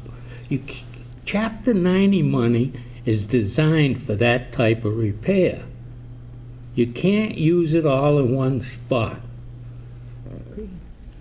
So anything that revolves Chapter 90 money in a project this large, no way can I vote on it. And I have empathy for the people that live in those areas, don't get me wrong. But you just can't, how do you say, put all your eggs in one basket, do Park Street and don't do another street in town for the next 5 years? Council Dolan, then Council Angela, then Vice President Kovas. Yes, this is partially my ward. It's a dangerous road. People drive fast. I mean, we've had this conversation, when it came to the nuns crossing the street at La Salette and everything. And your 2.9 to keep the roads, you've been saying that since the day I came on this council, which I agree with, and it's a legitimate concern, but you can always use that. You can always, we just allotted $1 million, over $1 million for Reed Street. We felt the people that lived on Reed Street were important enough to be safe on a road that is in Councilor Reynolds' ward. Actually, no, it's Ward 2, excuse me. I think it's Ward 2. But, so we can, there's always going to be a road that's worse. There's always going to be a sidewalk that's worse. There's always going to be something. And as far as Chapter 90 funds, there isn't a breakdown. There isn't a breakdown. I can't imagine that whether it's this administration or another administration is going to, hypothetically, we get $2 million for Chapter 90 funds, next year or the year after, whenever this mayor is gone, that they're just going to deplete that complete fund and put it towards these sidewalks. I assume the way I read it, the way I understood Mike Tyler to be, it's going to be in sections. And then I assume we allot this money for the first phase, and then the second phase, and the third phase. I assume there's going to be a shared expense one way or another for phase 2 and phase 3. But, we can always find that out, because that'll be next year. Or the year after, excuse me. Councilor Angelo, then Vice President Cobus, then Councilor Reynolds, then Councilor Blair. All right. Number one, we do have 2 schools in the Oak Hill Ave, and we have kids that are walking from my street, Spruce Lane, from Park Street. It is Route 118. It's not a neighborhood, which is Reed Street. And the paving, we're going to be doing the sidewalks, and right now, the paving is only going to be in cutout sections. There isn't talking of paving this year, for paving all of it to Maple Street, as what was suggested. It's actually, there's already been cut out, so it's already going to happen. The sections are already been painted off. That's going to be cut out in sections, so they're just looking to do the sidewalk from Bridge Corner to Wilmot Street, and that's it. That's what we really are talking about right here. We're not talking about paving Park Street. We're not talking about doing anything other. We're just talking about the sidewalk, and really that's what we should be focusing on. That's it. Thank you. Vice President Cobus. Thank you. I agree with the concerns about using Chapter 90 money to pay for the rest of this. I very much want to approve this. I recognize the safety issues. I recognize the concerns there and the value of having the sidewalks. But in the budget message that I believe we're going to vote on tonight, item number 3 is define a policy for debt service. And we've been talking over and over again about how more and more of the budget goes to the, contracted costs and obligations for salaries. And we have less and less money to dedicate to bigger projects and to debt service. And the mayor has said time and time again that anything that is going to be used over time, we're going to pay for over time. I would support this if we bonded for it. I will not support it using money out of free cash. So that concludes my comments. Thank you. Councilor Reynolds. So I just want to clarify that I think the reason Reed Street got passed is because it was already open, and they didn't want to have to dig it up again in order to put the sidewalks in. So that was something. I actually think I voted against it because I thought they should fix the corner first. So I can't even remember if I finally said yes or said no at the time. But hey, I like that finally they did something in South Attleboro, which I had been complaining about for years near the schools. Brown Street, Mendon Road, Robinson Ave, kids walking, no sidewalks. I mean, just craziness. And things have changed. I mean, we were the most country-like at one time, and now it's just, it's a nightmare down there. But it is what it is. That's what is happening. I would go along with Councilor Cobus, is that, and Councilor Blair, that it needs to be bonded. It's not something that should be coming out of free cash, and it's not something that should be coming out of Chapter 90 funds. So that's my biggest complaint, as well as I don't think there was a feasibility study, but I don't think there was one done for South Attleboro either. So, in fairness. Councilor Blair. I've said enough. Okay, Councilor Dolan? So you were just talking about debt service, but you'd prefer for it to be bonded. Correct. Wouldn't that add To, what you're? if I may. Vice President I'm sorry, Cobus? yeah, So as a percentage of the total levy, what we pay towards the projects that have been bonded as a percentage of the levy has been decreasing year over year. And based on that, we have less of an ability to take on bigger projects like the Public Safety Center, like the Council on Aging, like some of these bigger projects, because more and more as a total percentage of our budget is going to pay for salaries and contracted costs like that. So it's important to me that we, first of all, have a policy for debt service and increasing that. And I believe in the mayor's budget statement that he talked about wanting to increase it, but not less than 1%. But it keeps going down year over year. It's been going down year over year as a total percentage of our budget. And that's concerning to me, which is why in the budget message, we asked for a in-writing definition of the debt service policy.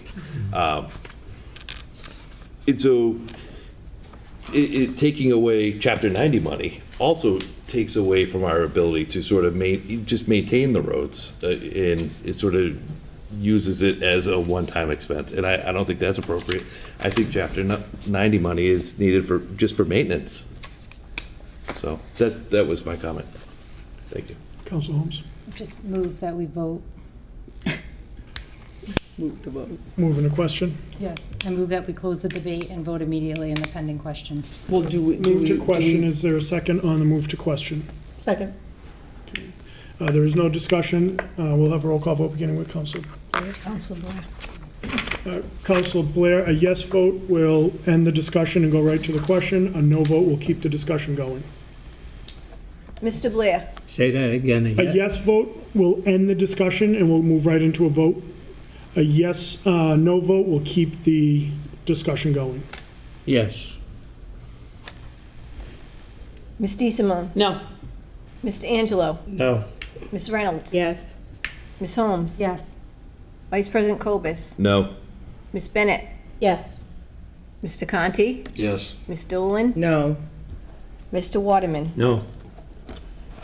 President Delicio. No. So we have 1, 2, counting up 3. 4 nays, 6 yeas, 7 yeas. Motion passes. No, it Flip-flop. it fails. So the discussion will continue. Here's what I'll say. The reason I voted no on this is I think there's a lot of good comments, a lot of good questions that honestly, we're not equipped to answer. I think we're getting way too feasibility study happy, which if we're having all these feasibility studies, we have no right sitting here. We're letting feasibility studies do our job. There are certain things that we need feasibility studies for. Sidewalk, I think at some point we have to trust what the department head is saying. I think we've asked the mayor for a plan. He's come down with a planned and a phased approach for a sidewalk that we've all gotten calls on. So what I would suggest to Councilor Dolan is let's try to set a meeting for July where Mike Tyler can come down and talk about this. I don't know that we're necessarily at a point right now where we have to do this where timing's an issue. I think both sides raised really good questions. There's going to be more sidewalks, and I love the analogy about a can of worms. This very well could be a can of worms. I think it's foolhardy, though, when we start to compare project to project. Park Street's going to be a lot different than what Reed Street was. Reed Street was a whole road reconstruction where we had the opportunity to do a feasibility study to make sure. That was a whole different, because that was a water main replacement, it was a repaving and a sidewalk. So my recommendation would be for Councilor Cobus to take back his second, and we set up a meeting to have Mike Tyler come down over the summer. I rescind my second. Okay, thank you. Good discussion. As Peter Blair always says, we can disagree without being disagreeable. Oh, I love you all. All set? Yep. From the docket of June 21st, 2022, I move to transfer $1,966.32 from account Water Enterprise Fund Reserve Fund for transfer to account Water Enterprise Fund bills for previous years to pay previous year's dental insurance that was paid out of the general fund and should have been paid out of the enterprise fund. Second. Thank you. Motion is in order. We discussed this in committee, but this is just, there was an employee that went from the water department to the highway department to the water department, and then his dental wasn't switched over for the enterprise fund, so they're just paying it back. Okay. Any other questions, comments? Seeing none, we'll have a roll call vote, beginning with Council Waterman. Mr. Waterman? Yes. Ms. Dolan? Yes. Mr. Conti? Yes. Ms. Bennett? Yes. Vice President Cobus? Yes. Ms. Holmes? Yes. Ms. Reynolds? Yes. Mr. Angelo? Yes. Ms. Simone? Yes. Mr. Blair? Yes. President Delicio? Yes. 11 yeas, 0 nays. Thank you. Motion passes. From the docket of June 21st, 2022, I move to transfer $6,400 from account Water Enterprise Fund Reserve Fund for transfer to account Water Enterprise Fund Lab Supplies to purchase a sample digester for preparation of phosphate and metal samples. Second. Thank you, Vice President Cobus. Motion is in order. Any questions? This is just something that we do by hand right now, and it's really not cost effective in the man hours, so to purchase this digester would save money. Excellent. Any other comments, questions, concerns? Seeing none, we'll have a roll call vote, beginning with Councilor Blair. Mr. Blair? Yes. Ms. DeSimone? Yes. Mr. Angelo? Yes. Ms. Reynolds? Yes. Ms. Holmes? Yes. Vice President Cobus? Yes. Ms. Bennett? Yes. Mr. Conti? Yes. Ms. Dolan? Yes. Mr. Waterman? Yes. President Delicio? Yes. 11 yeas, 0 nays. Thank you. Motion passes. For the docket of June 21st, 2022, I move to transfer $15,000 from account Park Salary and Wages to fund unexpected breakdowns, repairs, and supplies for fiscal year 2022 and distribute to the following accounts. Thank you. Motion is in order. Any comments? This is just Derek's moving stuff, or moving money around to where he needs it, that he has money left in from, salaries that weren't used. Thank you. Any questions, comments, concerns? Seeing none, we'll have a roll call vote, beginning with Councilor Waterman. Mr. Waterman? Yes. Ms. Dolan? Yes. Mr. Conti? Yes. Ms. Bennett? Yes. Vice President Cobus? Yes. Ms. Holmes? Yes. Ms. Reynolds? Yes. Mr. Angelo? Yes. Ms. DeSimone? Yes. Mr. Blair? Yes. President Delicio? Yes. 11 yeas, 0 nays. Thank you. Motion passes. From the docket of June 21st, 2022, I move to appropriate $36,342.31 from account Wastewater Enterprise Fund retained earnings to account Wastewater Enterprise Fund water meter supplies in order to pay their share of meters and equipment purchased by the Water Department. Accounting will work with both departments to get the funds transferred to the proper correct fund. Second. Thank you. Motion is in order. Any comments? This is just the ongoing water meter project. Any other comments, questions, concerns? Seeing none, we'll have a roll call vote, beginning with Councilor Blair. Mr. Blair? Yes. Ms. DeSimone? Yes. Mr. Angelo? Yes. Ms. Reynolds? Yes. Ms. Holmes? Yes. Vice President Cobus? Yes. Ms. Bennett? Yes. Mr. Conti? Yes. Ms. Dolan? Yes. Mr. Waterman? Yes. President Delicio? Yes. 11 yeas, 0 nays. Thank you. Motion passes. The next couple are also kind of the same from Dennis Walsh. I'll explain as I go. From the docket of June 21st, 2022, I move to transfer $365 from account recreation licenses to account recreation maintenance of rec areas to install fall protection material on the various playgrounds. Second. Thank you. Motion is in order. Any comments? So this is the same,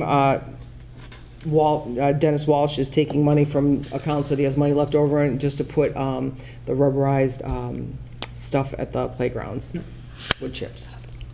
Any additional questions, comments, concerns? Seeing none, we'll have a roll call vote, beginning with Councilor Waterman. Mr. Waterman? Yes. Ms. Dolan? Yes. Mr. Conti? Yes. Ms. Bennett? Yes. Vice President Cobus? Yes. Ms. Holmes? Yes. Ms. Reynolds? Yes. Mr. Angelo? Yes. Ms. DeSimone? Yes. Mr. Blair? Yes. President Delicio? Yes. 11 yeas, 0 nays. Thank you. Motion passes.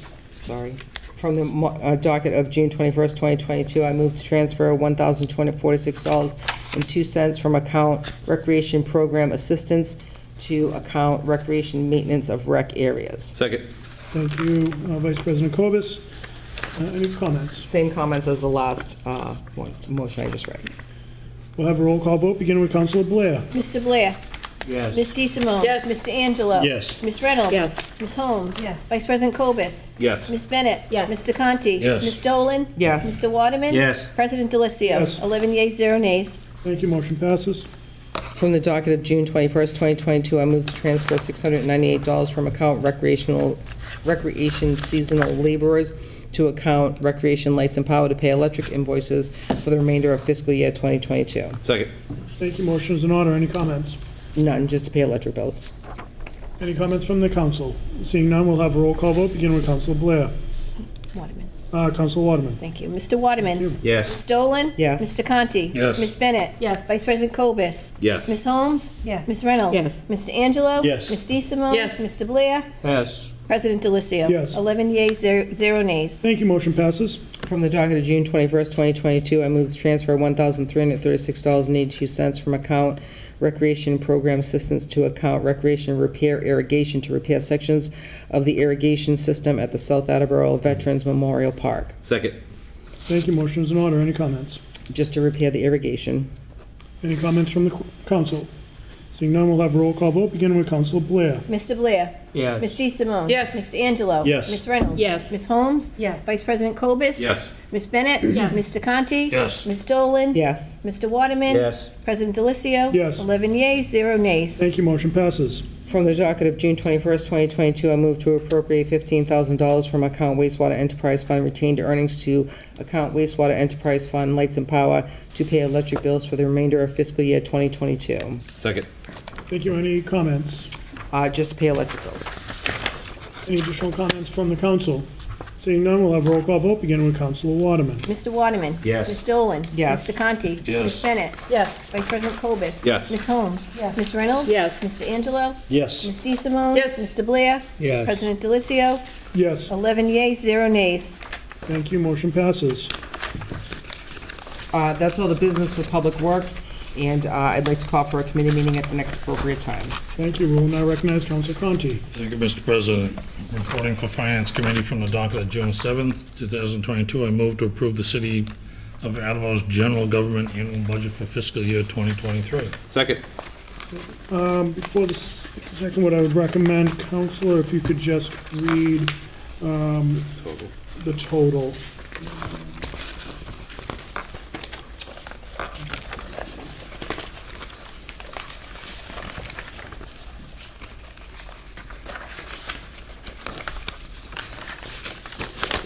It's on there.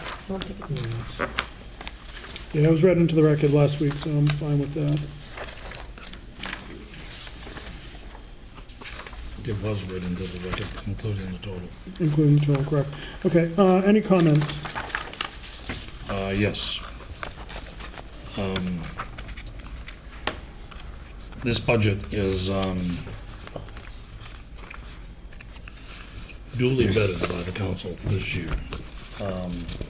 June has been held, and we've met with several department heads, not all, and it was an eye-opening experience this year because I was thinking that in future years we might economize and change the way that we evaluate the budget. But it occurred to me this year that department heads wanted to appear in front of the council, wanted to appear on Zoom, wanted to have the opportunity to voice what the changes were in their budget this year and have an opportunity to personally explain it. And that was well done with one exception, which we're going to talk about in a couple of minutes. It's good for the council to take the time to do that. I wish we had more than 45 days to have the budget submitted so that we have more time to do it, because I think that would be fruitful, both for the department heads and for councils to be more intimate with the finances of each department. The budget reading went very smoothly. It only took 45 minutes. We zipped right through it nicely, and it was recorded on Zoom, and it's available to the public. So if the public would like to see, and we actually had the budget on the screen, so you could follow along and read them like the mouse in a bouncing ball. And so that really went very well, and I think that's really the best way to present the budget to the public, on Zoom with a shared screen, so that they can actually see it during the meeting. So I'd like to keep that practice going forward. And beyond that, this is the time, Mr. President, of which councils will make amendments to the budget. Correct. So in that regard, I wish to make an amendment to the budget. Sure. I wish to cut under general fund account number 292, animal control, under section 51, personnel services, on line item 1292100-511000. This is on page 70 of the budget books. Salary, I wish to cut the number from $190,059.31 to $148,059.31, removing the $42,000 for a new hire.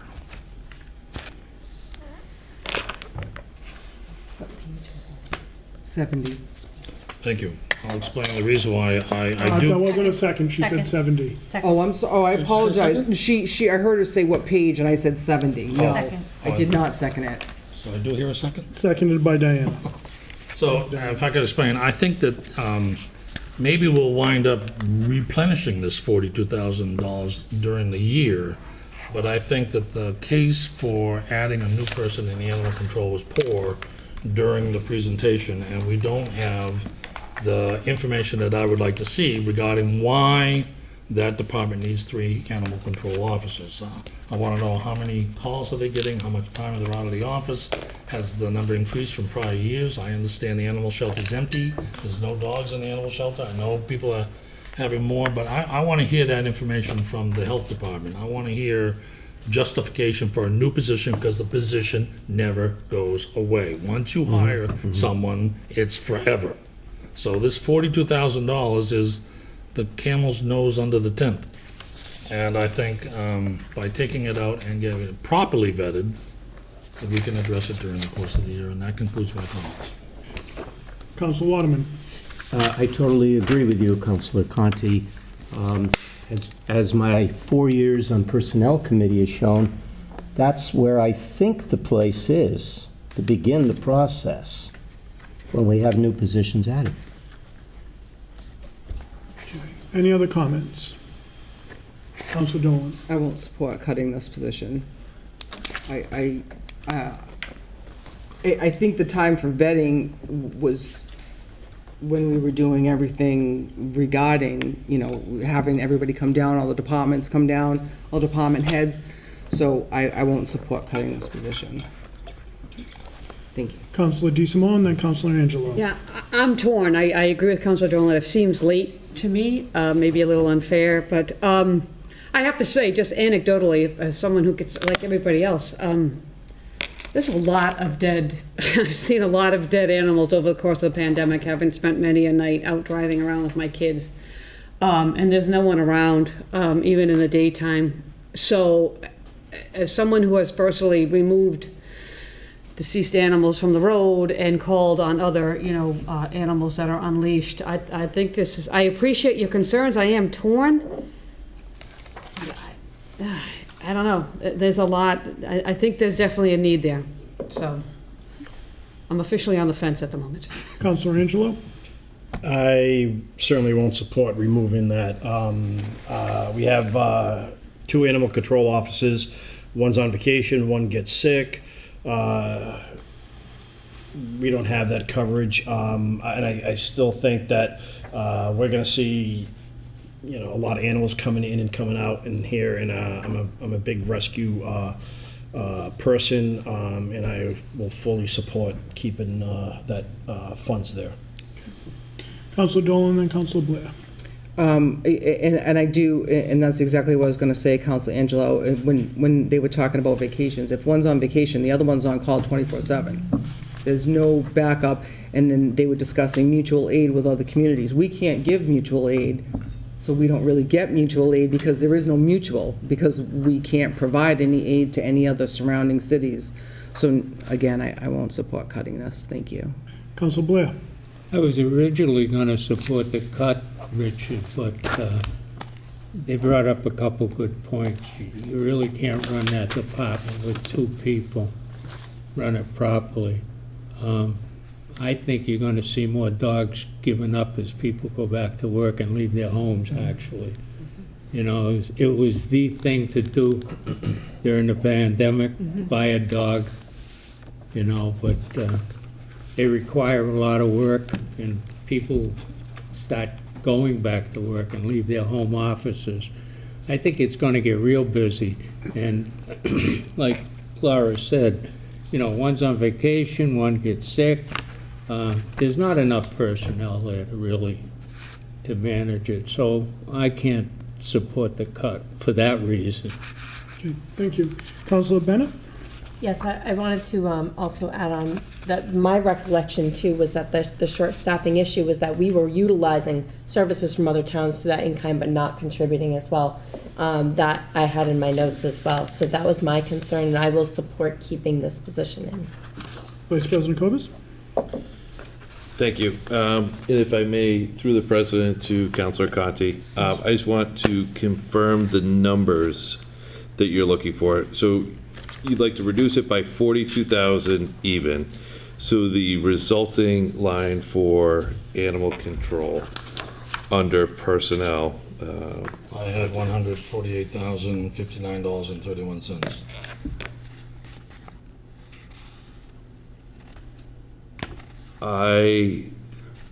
So personnel under animal control, I'm showing it as 216,934. I'm showing $190,059.31. I'm showing 216. But one's doing total and one's on salary only. Is it considering benefits? That's the salary only. And, sorry, if you could just bear with me. So on our handouts here on page 8, under animal control personnel services, I have $216,934.31. That's all personnel services, that's correct. Correct. And if we subtract, so the motion, as I understand, and I just want to make sure we have, You're referring to the total on personnel services, I'm referring to the line item salaries only. okay, but so for us to make an amendment to the budget here, I think we need to have those numbers. So I think the amendment, please allow me to just make sure that we have everything in line. The amendment would be to change personnel services under animal control to $174,934.31. And the total animal control budget then becomes $206,275.31. That's my understanding of what your motion is? Yes, it is. Okay, thank you. I just wanted to clarify. No, that. thank you. And do you have the numbers? Yep. Okay. Do we have any other comments? Councilor I Reynolds? just have one question for Councilor Conti. The 42,000 is what they're expecting, based on what even Councilor Dolan said, is that, you know, she thinks it's a little late, and they already think they might be getting a third person. Is that correct?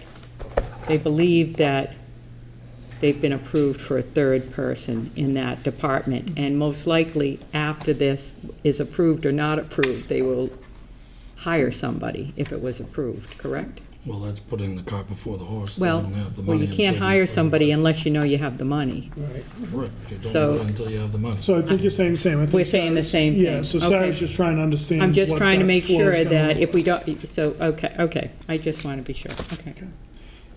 Any other question? Okay, so we'll have a roll call vote. I lost track. With Councilor Blair. And this is going to be on the amendment, not on the budget. This is just the amendment for $42,000 to be cut from personnel for animal control. Okay? And just to clarify, a yes vote will cut the 42, a no vote will leave it as is. Correct. Thank you. So a yes vote agrees with the amendment, a no vote disagrees with the amendment. Thanks. Okay, we'll start a roll call vote, beginning with Council Blair. Mr. Blair? No. Ms. DeSimone? No. Mr. Angelo? No. Ms. Reynolds? No. Ms. Holmes? No. Vice President Cobus? No. Ms. Bennett? No.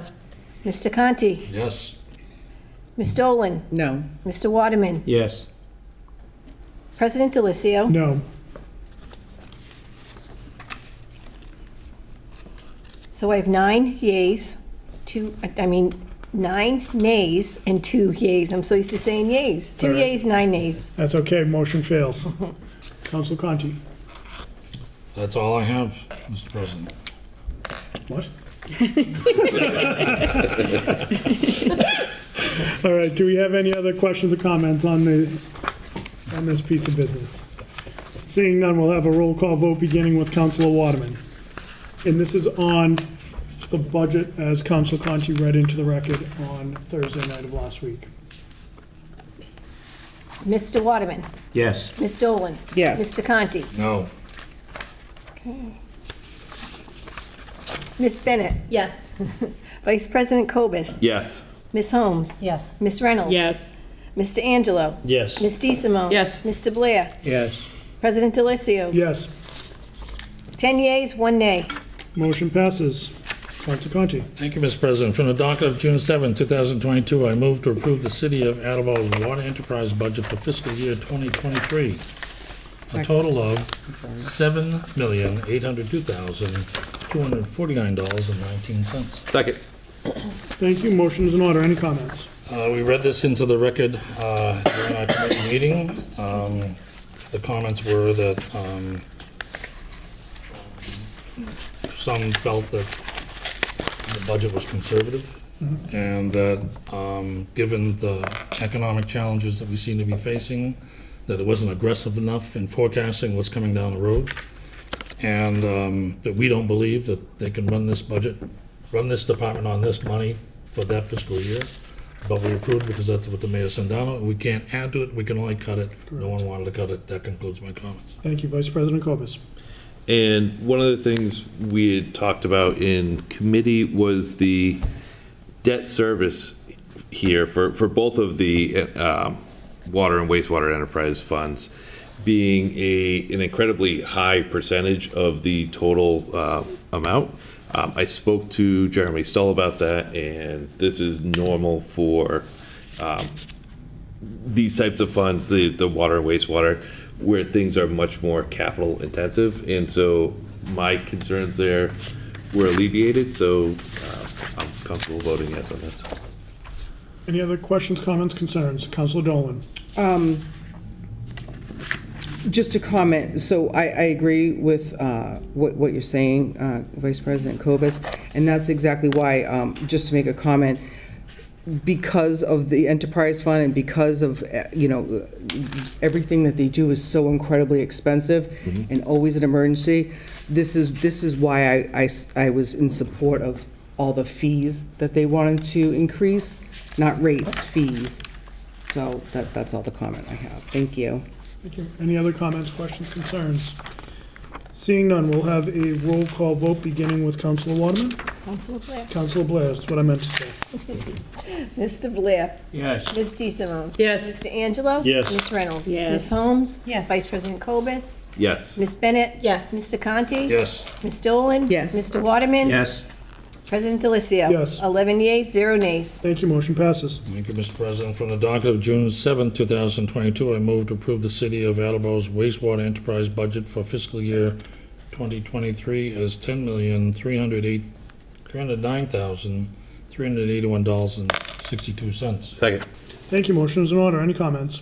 Our comments mirror the last water department. The two of them are in a very similar business, facing the same pressures with the same percentage of debt, and we think that this is conservative artificially, and we're prepared to see changes in the coming year, and that concludes my comments. Thank you. Any additional questions, comments, concerns? One thing I'll add is it's important to note, and I do agree with that, I think very conservative. We have a growing community. We're putting up more housing, more apartment buildings, single-family houses, condos. It's gonna put a drain on some of the resources. We also have an aging infrastructure. So I think that when we look at a level funded budget, especially in these two areas, with inflation being what it is, cost of supplies what it is, it's really a budget cut in itself. So I think that it is pretty conservative, but I will support it. We will have a roll call vote, beginning with Councilor Waterman. Mr. Waterman? Yes. Ms. Dolan? Yes. Mr. Conti? Yes. Ms. Bennett? Yes. Vice President Cobus? Yes. Ms. Holmes? Yes. Ms. Reynolds? Yes. Mr. Angelo? Yes. Ms. DeSimone? Yes. Mr. Blair? Yes. President Delicio? Yes. 11 yeas, 0 nays. Thank you, 10 yea, sorry, motion passes. Thank you, Mr. President. From the docket of June 7, 2022, I move to approve the water fee of $5.51 per 100 cubic foot. This is a 41-cent increase from fiscal year 2022. Second. Thank you, Vice President Cobus. Motion is in order. I have no comments. Any additional comments on this? What I will say is no one likes increases, but I think the administration was pretty clear last year that instead of doing it in one lump sum as we've done in the past, it's going to be incremental so residents can plan. So, any additional questions, comments, concerns? Seeing none, we'll have a roll call vote, beginning with Councilor Waterman. Councilor Blair? Councilor Blair, I'm sorry. Mr. Blair? Yes. Ms. DeSimone? Yes. Mr. Angelo? Yes. Ms. Reynolds? Yes. Ms. Holmes? Yes. Vice President Cobus? Yes. Ms. Bennett? Yes. Mr. Conti? Yes. Ms. Dolan? Yes. Mr. Waterman? Yes.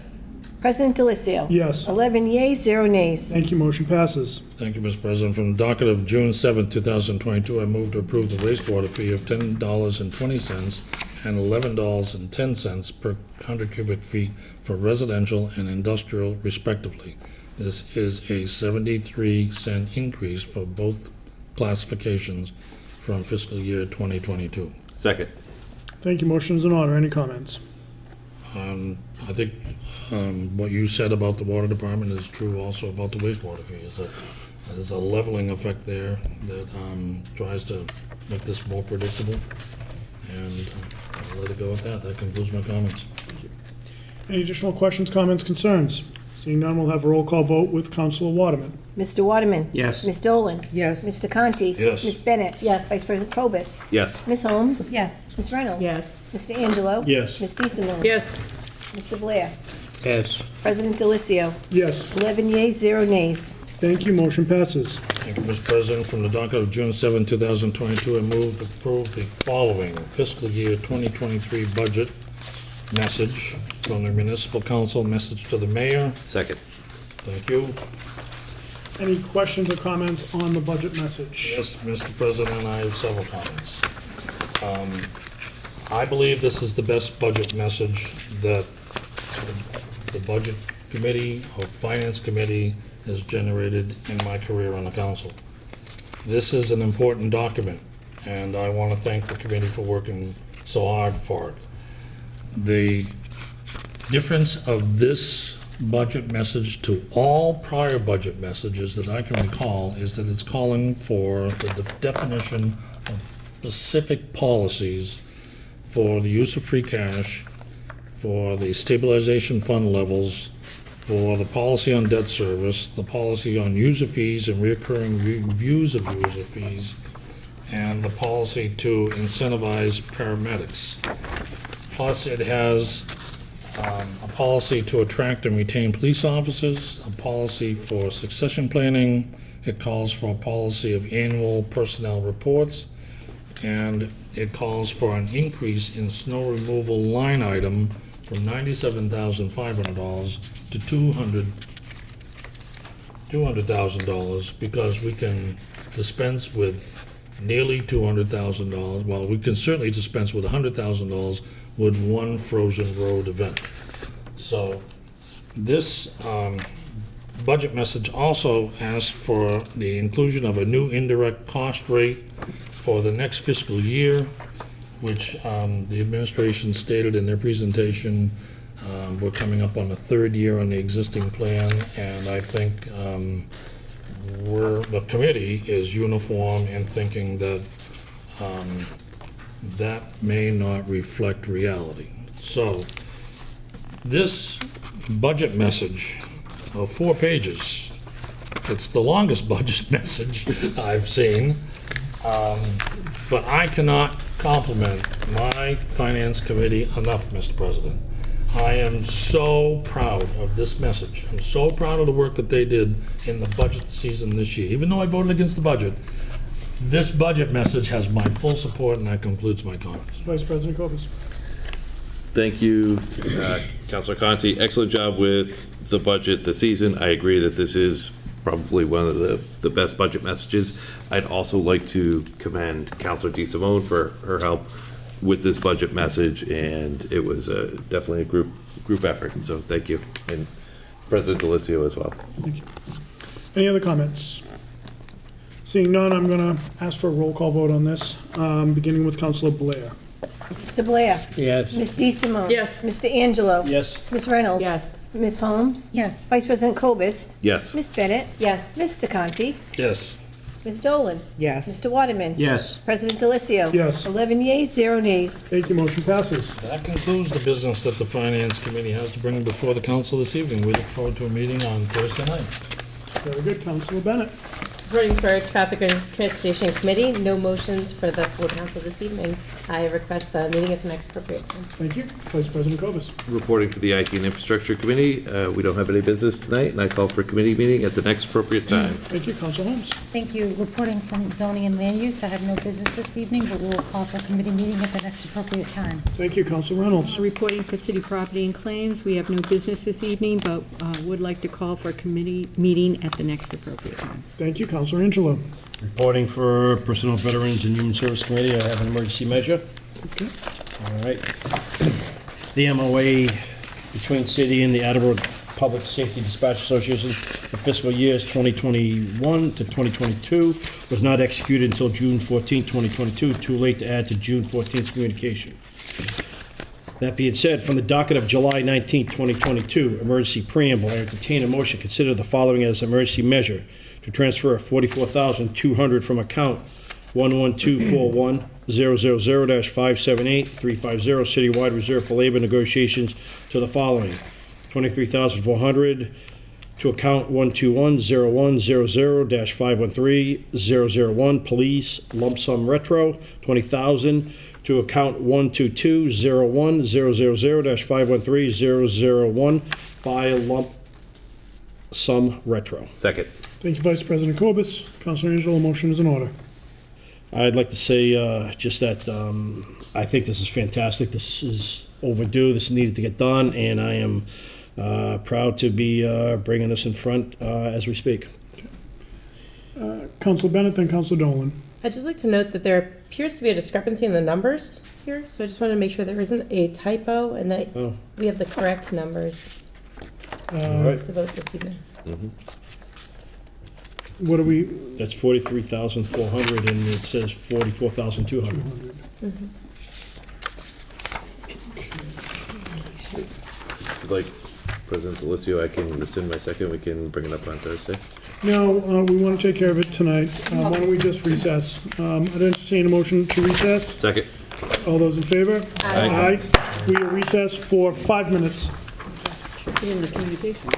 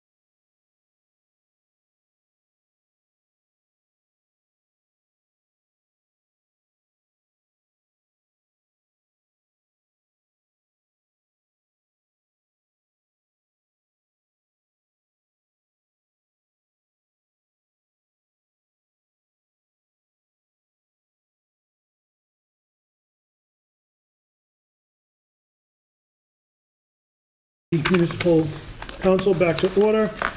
Council Bennett, thank you for pointing that out. It appears there was a Scrivener's error. So, Mike, if you want to read the correct numbers from the memorandum from the mayor. Okay. I'm sorry, from Jeremy.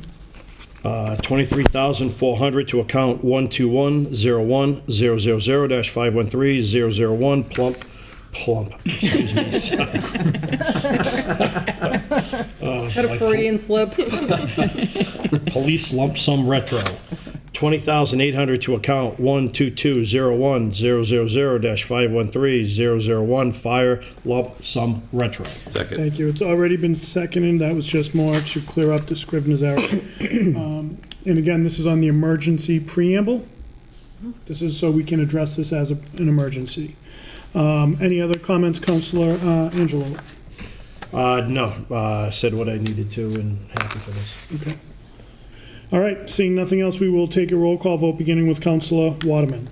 Mr. Waterman? Yes. Ms. Dolan? Yes. Mr. Conti? Yes. Ms. Bennett? Yes. Vice President Cobus? Yes. Ms. Holmes? Yes. Ms. Reynolds? Yes. Mr. Angelo? Yes. Ms. DeSimone? Yes. Mr. Blair? Yes. President Delicio? Yes. 11 yeas, 0 nays. Thank you, motion passes. For the docket of July 19th, 2022, I move to approve the following emergency measure to transfer $44,200 from account 112-41000-578350 citywide reserve for labor negotiations to the following: $23,400 to account police lump sum retro, $20,800 to account fire lump sum retro. Second. Thank you, Vice President Cobus. Any questions, comments, concerns, Councilor Angelo? Discussed. Any comments from the council?